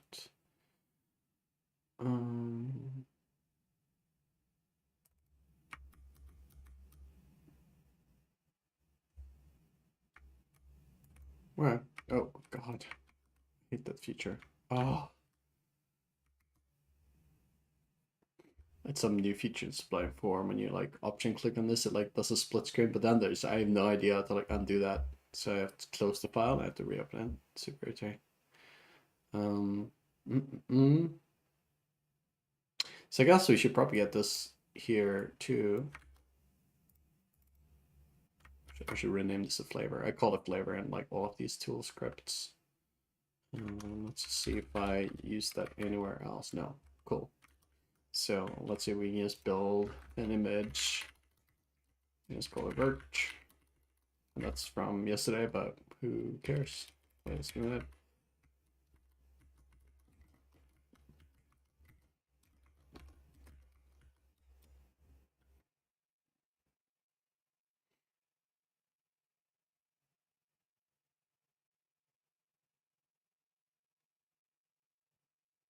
Okay. Parallels. Let's see if we can configure it to. No, not gonna work. Here we go. Swap this out. Choose an image. Okay, get this. It's built. Oops. Plop it in there.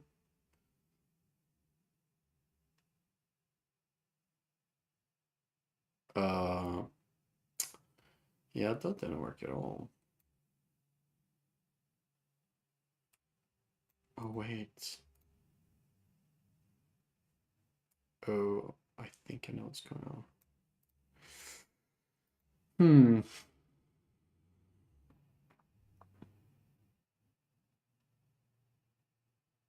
Yeah, this is so funny. I think that there's a way. So I think this is like just now the Parallels have decided to switch to different TTY. And I think that there's probably a way to change that, maybe which one you're on. I don't know. Probably not these. Web. Oh. What is this thing? Oh, so is this the hard drive? It's interesting icon. This is like a video camera. Okay. There's a warning to install their tools. Yeah. It's gonna look. I'll look up screen now, but I'm looking for some options here to switch terminals. Maybe I can just do that.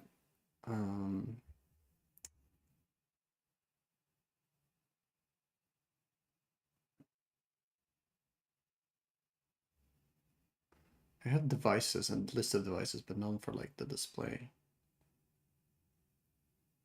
Let's see if I can remember what it is. There's some keyboard combination. Let's control option 1, 2, 3.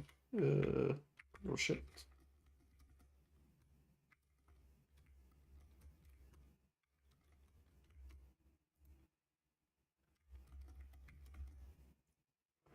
Nope, nope, nope. Okay.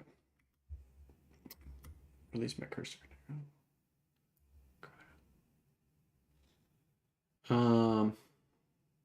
Should I even bother with Parallels? Should I just give up?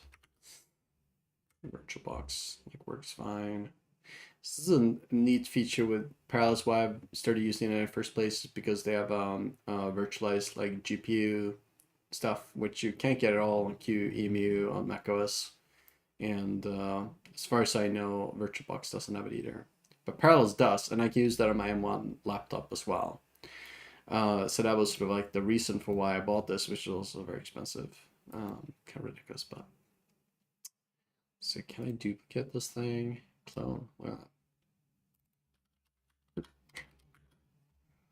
yeah, whatever. Linked clone?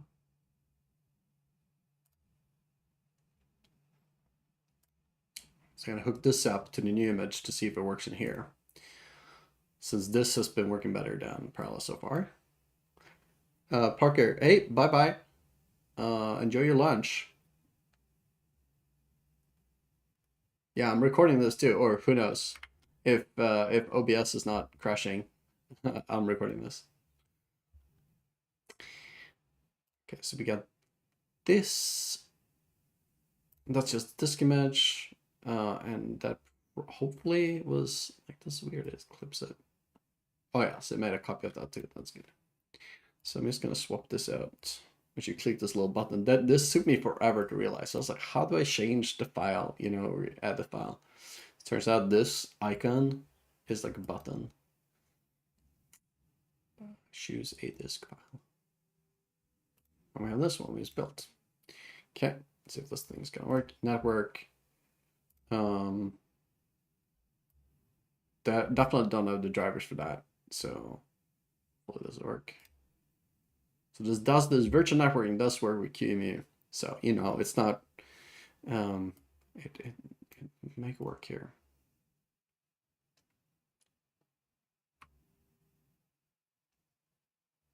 Yes, please. There we go. Okay, so ZFS.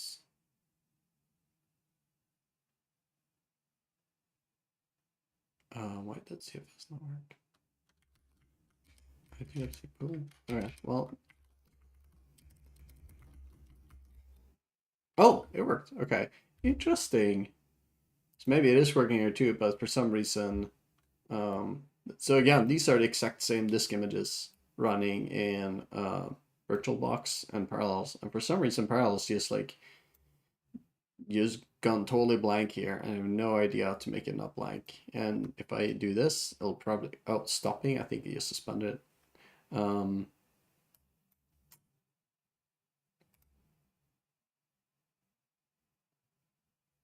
Oh no, it actually stopped it. Yeah, so now it's just like no display. I don't know what's going on there.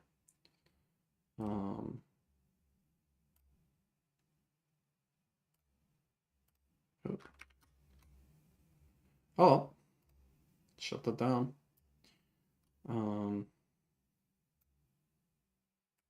That's really annoying.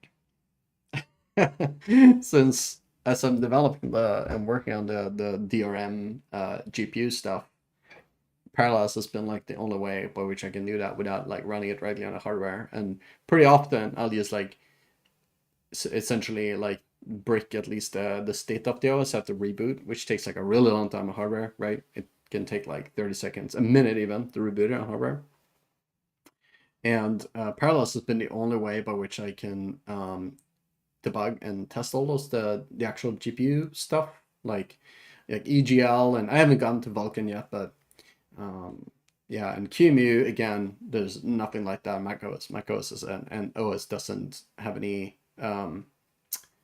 GPU pass-through stuff as far as I know. And Apple even blocks the accessibility to VMnet virtualized networking, right? So QEMU has to do like software networking emulation and stuff like that. Whereas I think Parallels, like at least the ones who pay Apple, like will will get a special cryptographic key so that they can access that API on macOS, which is kind of fucked up, but that's how it is.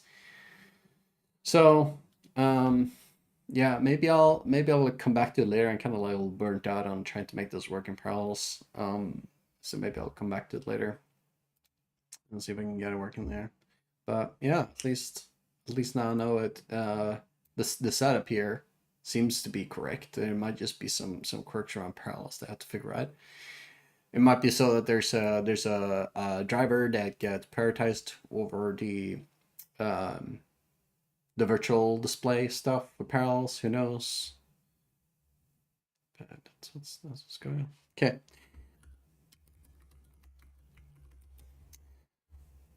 So I don't need this. This VirtualBox doesn't have the GPU emulation stuff. At least it's not as far as I know. I have a couple of months ago since I worked on this. So yeah, no, it doesn't. So that won't work.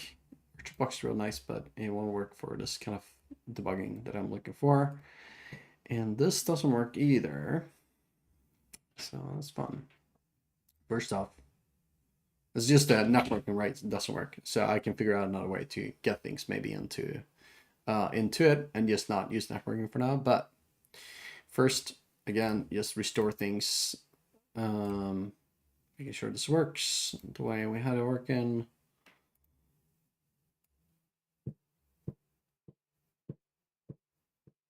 I guess I could try this.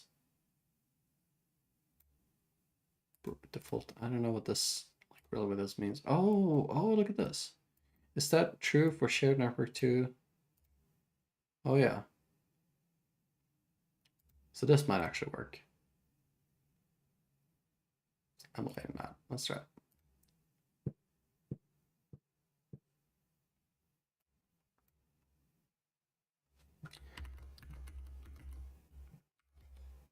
Oh. Oh yeah. Nice.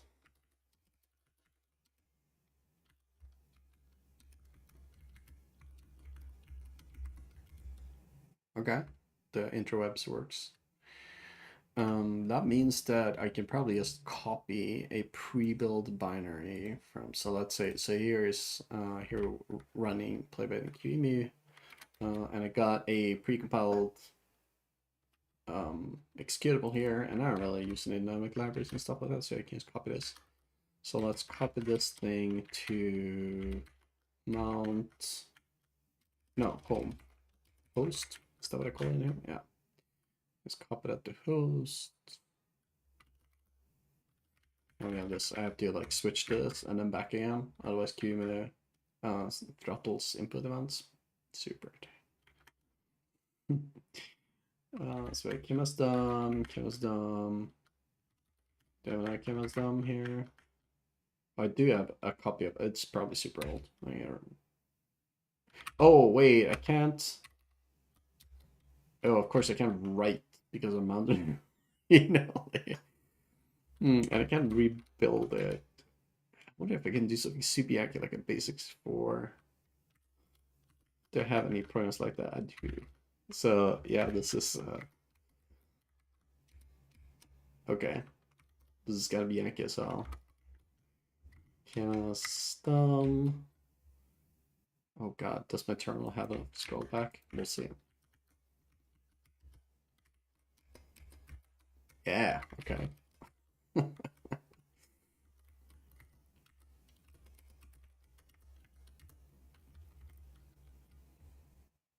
Slot into.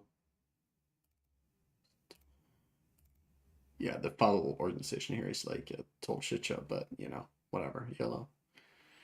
Should I name this x86 or something? No. Okay, and now I just need a way to serve that file up, right? So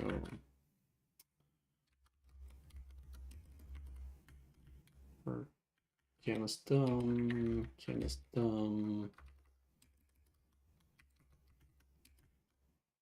serve HTTP port, whatever.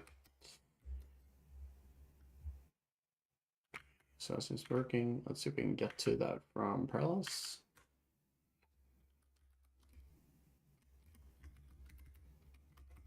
Oh, this is probably not gonna work. Is it? This is bridged. Yeah, this is a no. This is not gonna work. Oh. I mean, if it worked, it would be wrong. So this might not work. Gosh, this computer. So many network interfaces. Active. Where is it active? It's probably 0. EN 0. Let's see. Inactive.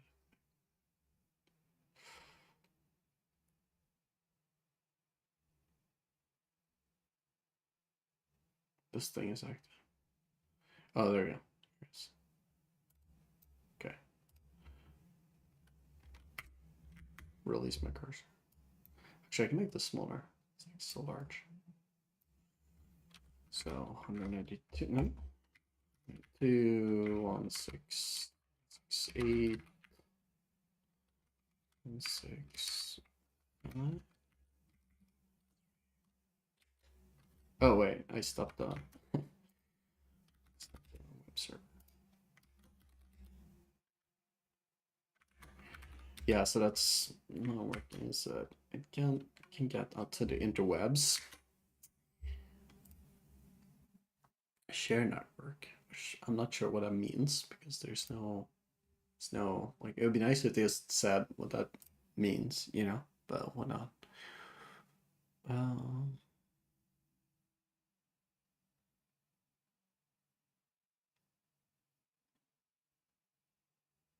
so let's try this. I don't know if I have to restart it maybe.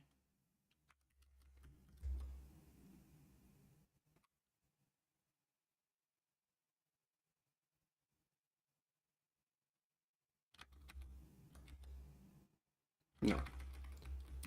Does not work at all? No. No. Oh, it did. Okay. Oh wait.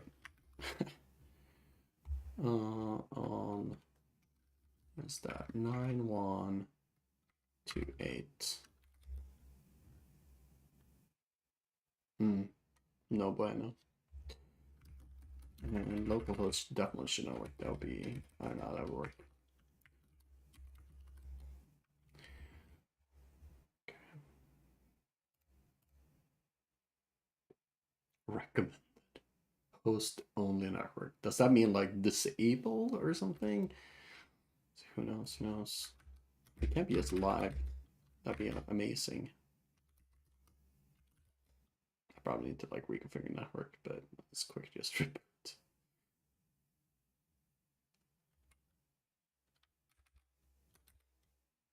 Nope.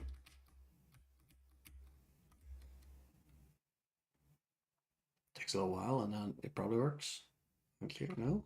Okay, so that didn't work at all. Let's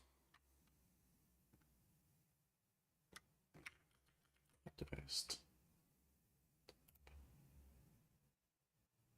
I guess I have to reload the DHCP daemon that I'm using right now. Which I'm not gonna try to do that manually because there's no copy paste here with this thing, so rebooting is just quicker.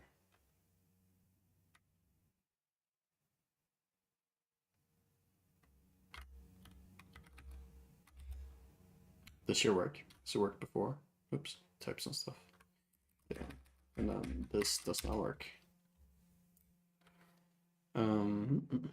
State is octave. We get these things too. I wonder what if these are like VN could be like virtual network IC0 and 1. Maybe that's what's going on. Maybe it's like sort of created this. So restart this in case they changed. So cancel out. Let's try. Is that 10, 2, 1, 1, 5, 5, oops, 5, 5, 2. Yeah, it's probably, it would be like instance. So 10, 37, 129. Where's it? 2. So many numbers on the screen. Yeah, that's not working there.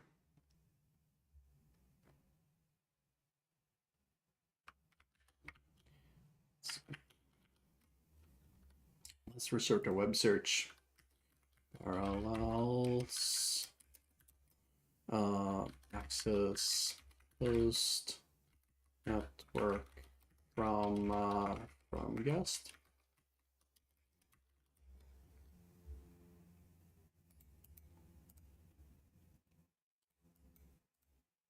Oh, maybe this will tell me. So we should just put in the UI. The things are shared networking, recommended in bold letters.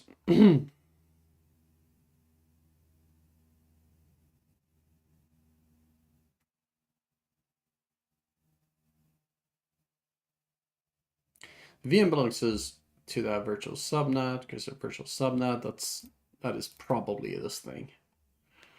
But it's set up on the machine here. Could be this. Oh.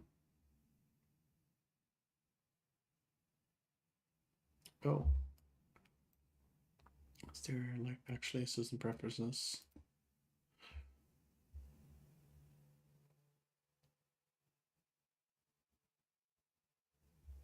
No.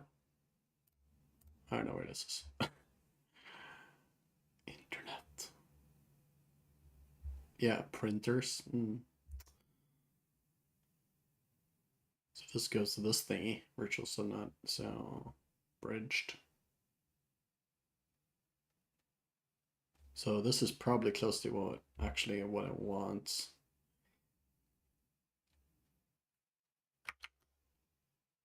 Yeah, let's try it. This I think is gonna bridged default. Do I have to choose one? Oh, no, try default. Ah. So it's the running, and I have my address here.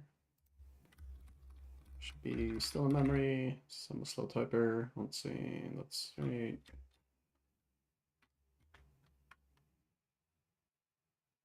Nope, definitely not working. Or maybe on, yeah, so to get to the internet. So it might just then be on like the, I think I have, let's make sure my Wi-Fi is disabled. Yeah. So that's surprising actually. Wait a second. It might be so. It should complain, but like this will only bind to it won't bind publicly. Allow also interesting, that's a different, oh, that looks more like my actual IP address actually here at what the hell is EN7? Oh, have I just been looking at the wrong one? Okay. It's EN5. Okay. Okay. No, IPv6 v4 address. Okay. That's what my OS is reporting, so let's just try it. 10, 1, 5,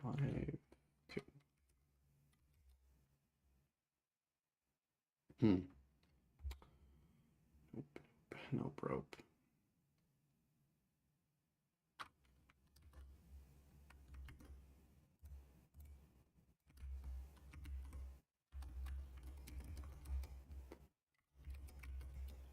Okay, no, it works. Yeah, so this just doesn't find it. So let's switch to this again.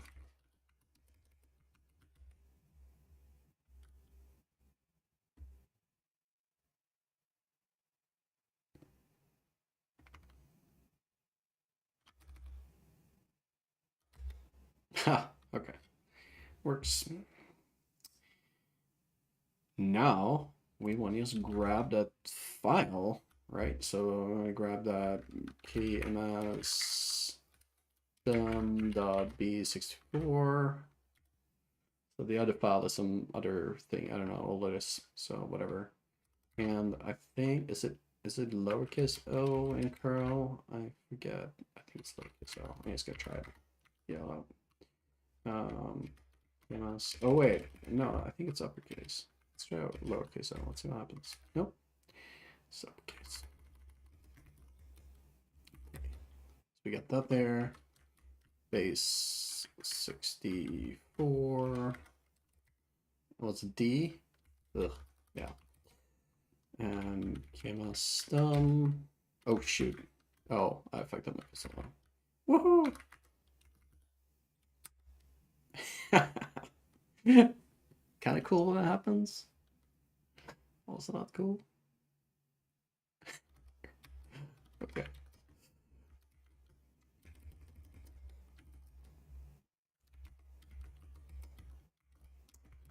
Make the executable.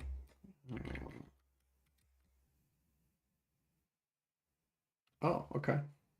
No video card found. So it might be so this emulates something instead of using virtual video. Graphics.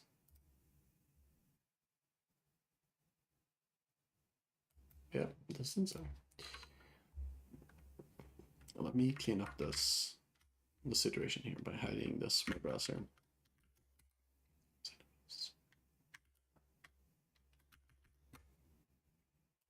Make it a little bigger.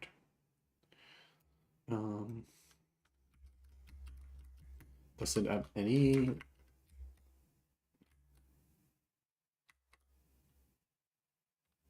Great. So that's if the DRM, when the DRM subsystem finds drivers for an active hardware that provides the DRM interface, it'll hook them up into the DRI, card 0, card 1, and so on. In this case, it didn't find anything. That's why the DRI subdirectory doesn't even exist. Well, it's not really, again, it's not really files and folders, it's like a file system. So how to get that in there? I'd have to rebuild the kernel again. Figure out what video driver parallels emulates. I'm gonna go back to the full kernel, rebuild that with the virtual networking and see if we can use that now.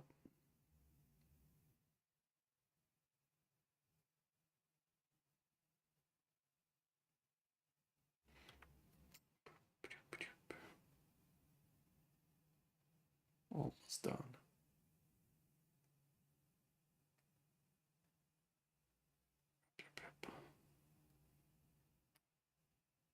You can do it, machine.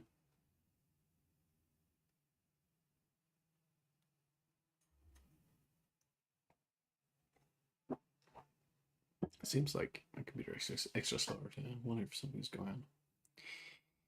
Get up, and then we're gonna rebuild this. I'm gonna rename this now, actually. Since by default my script here just writes out the date on it. So we're gonna do the full flavored thing. It's rebuilt. And let's power this down, change the settings.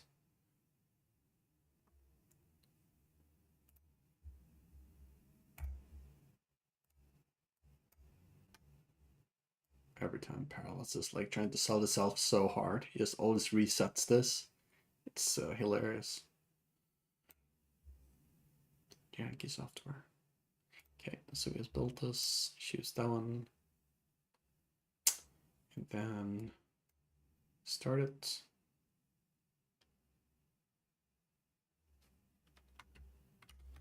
Let's see if we still end up working.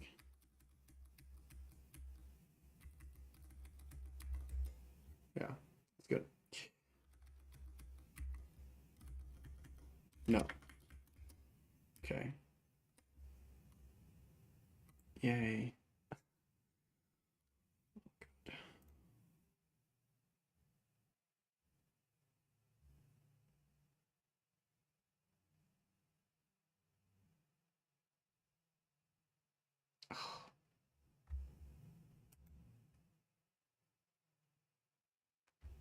Oh, well.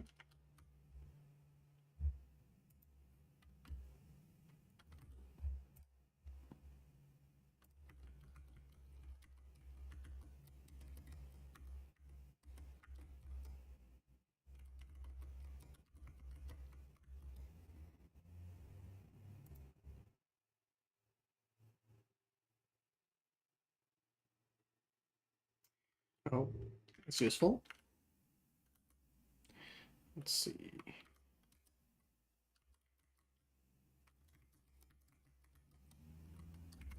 Definitely don't have Virgil. DRM, no, okay. DRM. Oh, there would be a lot of stuff. There's a driver, you know. Nope, don't. Yeah, so don't find anything.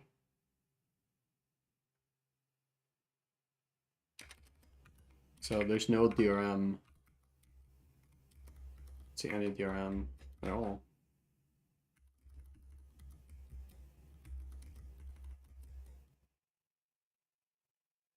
Hmm.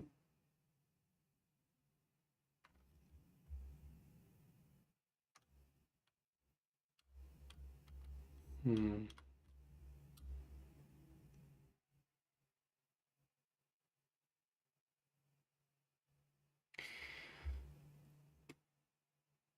And I think the Virgil stuff is like part of Mesa or something like that, which is like, you know, a gazillion like libraries and stuffs. Unless I'm like totally uninformed about Mesa, but I think it's something quite complicated, and I don't want to depend on libraries and stuff like that for this. No matter how good they are.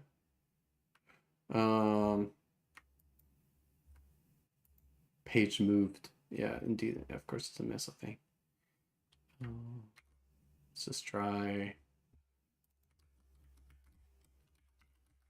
Linux kernel big.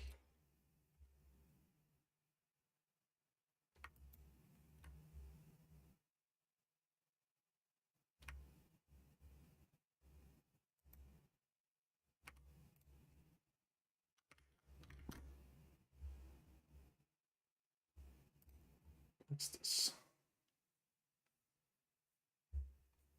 Spice, no.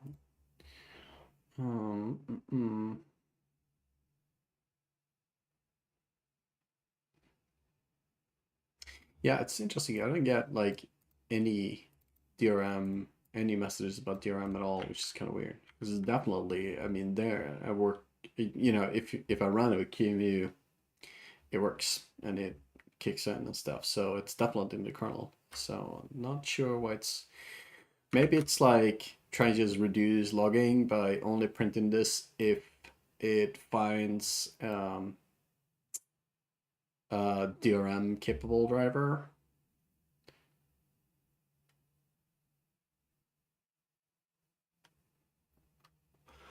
Let's just make sure that I'm not crazy and haven't changed any like logging things. So here's QEMU. Oh, it's amazing bug. Yeah, so look at this. We boot it up in QEMU where, you know, graphics does work. And yeah, there's no Virgil, and that's fine because I think that needs like that huge Mesa thing. But don't need that. But it's here at like, you know, it detects the Virtual VGA sort of, you know, virtual VGA video adapter hardware thingy.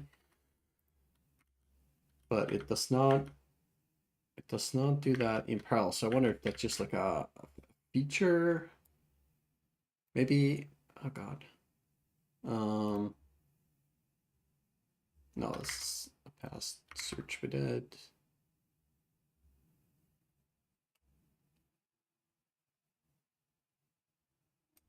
What's this?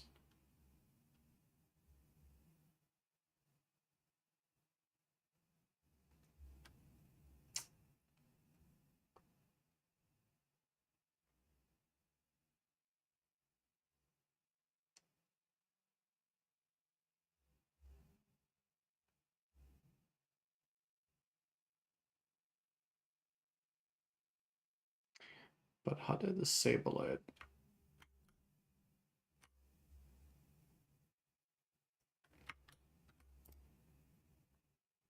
So first off, shut down. So we can change the settings.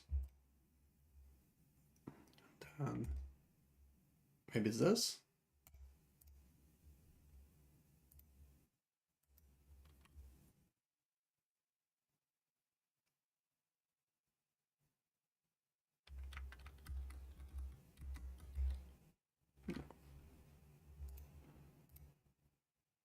Can't change it.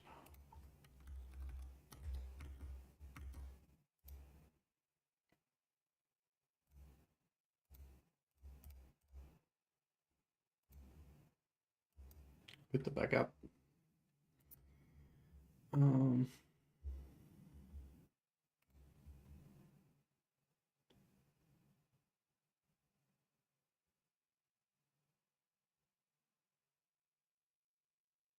So it's, I mean, Virgil does seems to be something that can be loaded at this point. So it might be possible to build that as like either just added to the kernel or something like that. I don't know.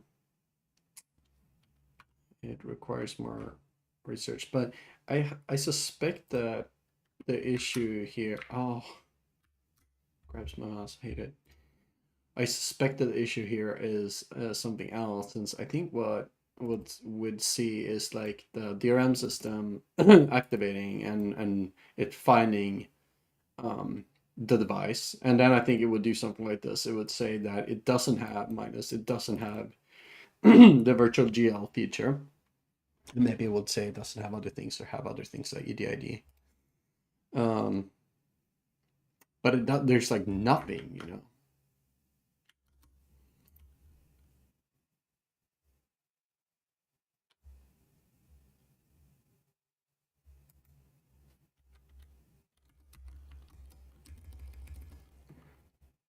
I don't even know where to go. Ugh. That's how it is sometimes. It'll take like, maybe it'll take a week to figure this out. Maybe it'll take an hour. Who knows? Um, it's really just it's just part of this type of stuff, I guess. What do I want to find out? What's in here? By my jack meter. I never use these features. These are just things that I guess the issues. Oh, I guess these are the things I got to. So I don't know. Does anyone ever use these? I don't know. It's a weird feature in Safari. Okay. So maybe a good question is like, why is DRM subsystem not? So Linux DRM subsystem, or just DRM system maybe, or what is the best? Okay, subsystem not initializing, no, the message. like for dio VJ.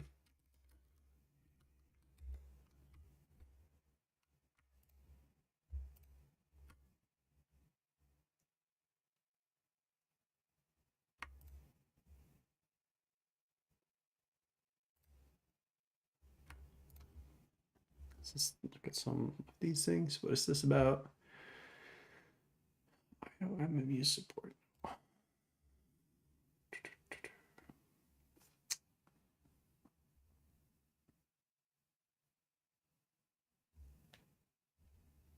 Oh,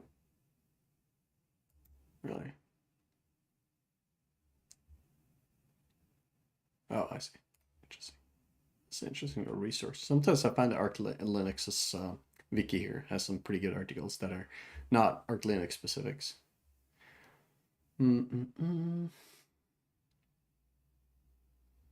So files is over to FS, blah blah blah. That's not possible on macOS.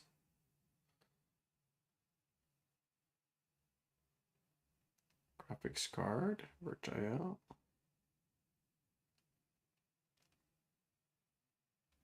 Look at this, still in Virtual drivers. So I've already looked at this, so I suspect that this is.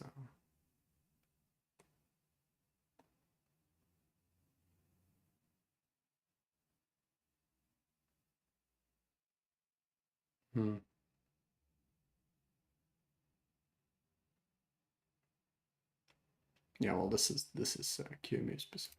Okay.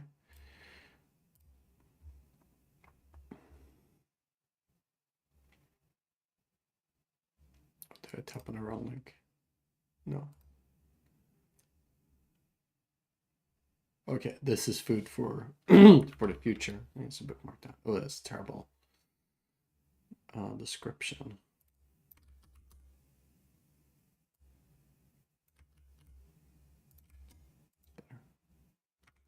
Okay.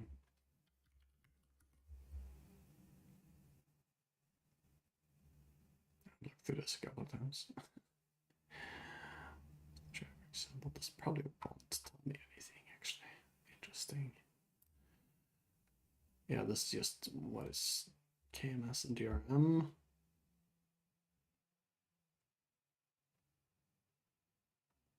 Yeah, I don't know. It's like where the expert is, where the expert knowledge comes in. Like someone knows, just happens to know like about this stuff, and searching for this might just be a fool's errand, just even trying to find information about this stuff. It's so either it's so niched, or it's just like the 12 people in the world who like work on the stuff that like knows. Who knows? um so like why there no logging about DRM if it doesn't find a DRM driver, right? um yeah, again, my suspicion is that it won't log anything about DRM if it doesn't find a driver that like works for it or whatnot, and you just like don't say anything about it. So yeah, again, I have to switch to the QEMU window to make typing work.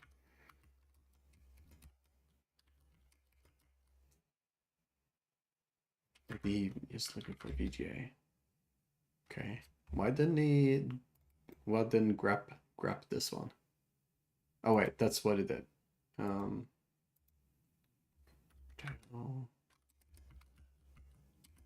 This might be a lot. Nope.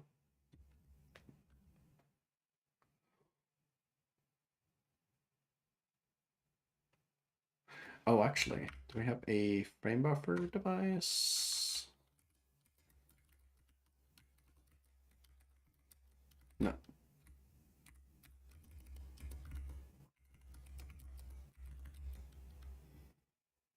That indentation here is like special.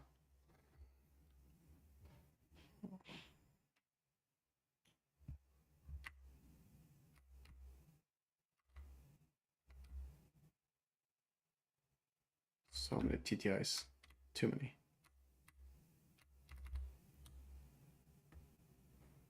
VGA arbiter. No, what else was this? Yeah, so definitely no, even not like a simple old-timey frame buffer or any DRM capable video device. This is surprising, actually.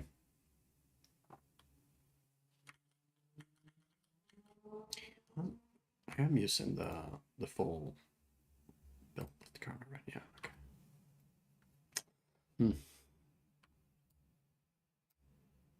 Stress. But disconnected? Oh, okay. Um,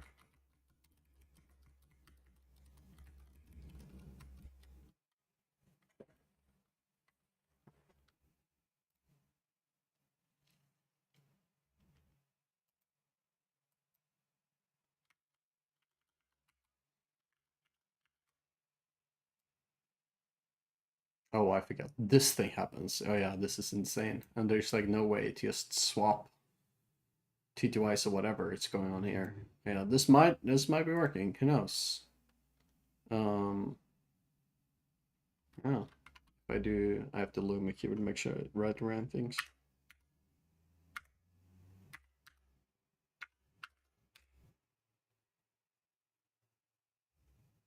Oh yeah, so it is working. It's just not. Well, this list might be better. No, there's no play button. Interesting. Ooh, I have an idea.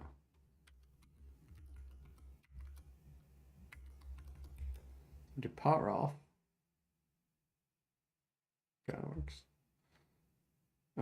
I'm going to after I'm recording this, so the screen here. So after I'm gonna look at the recording, I'm gonna see if I can see what's being printed just before it goes black there.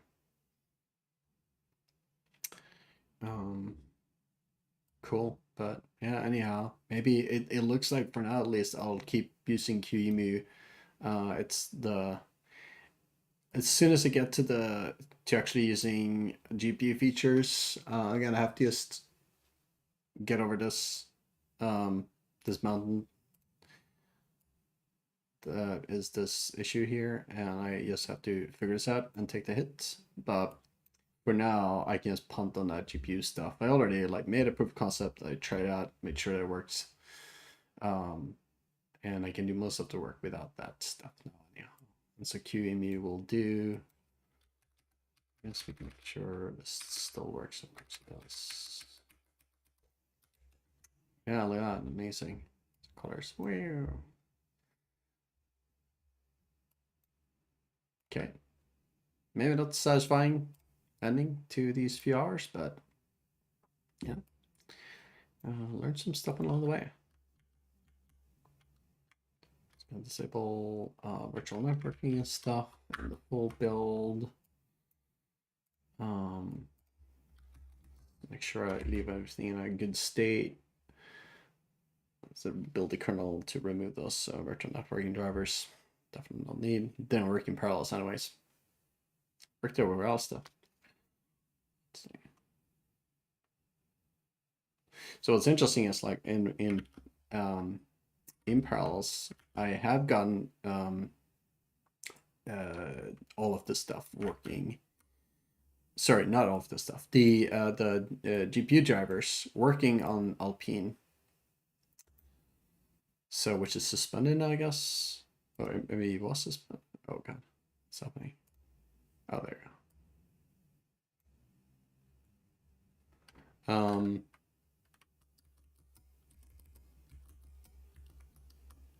It's the tiniest.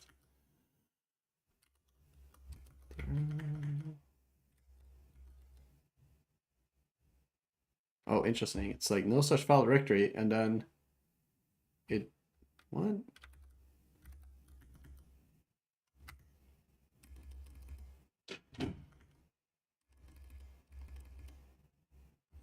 It's probably tiny. I don't know if you can see that even on the video.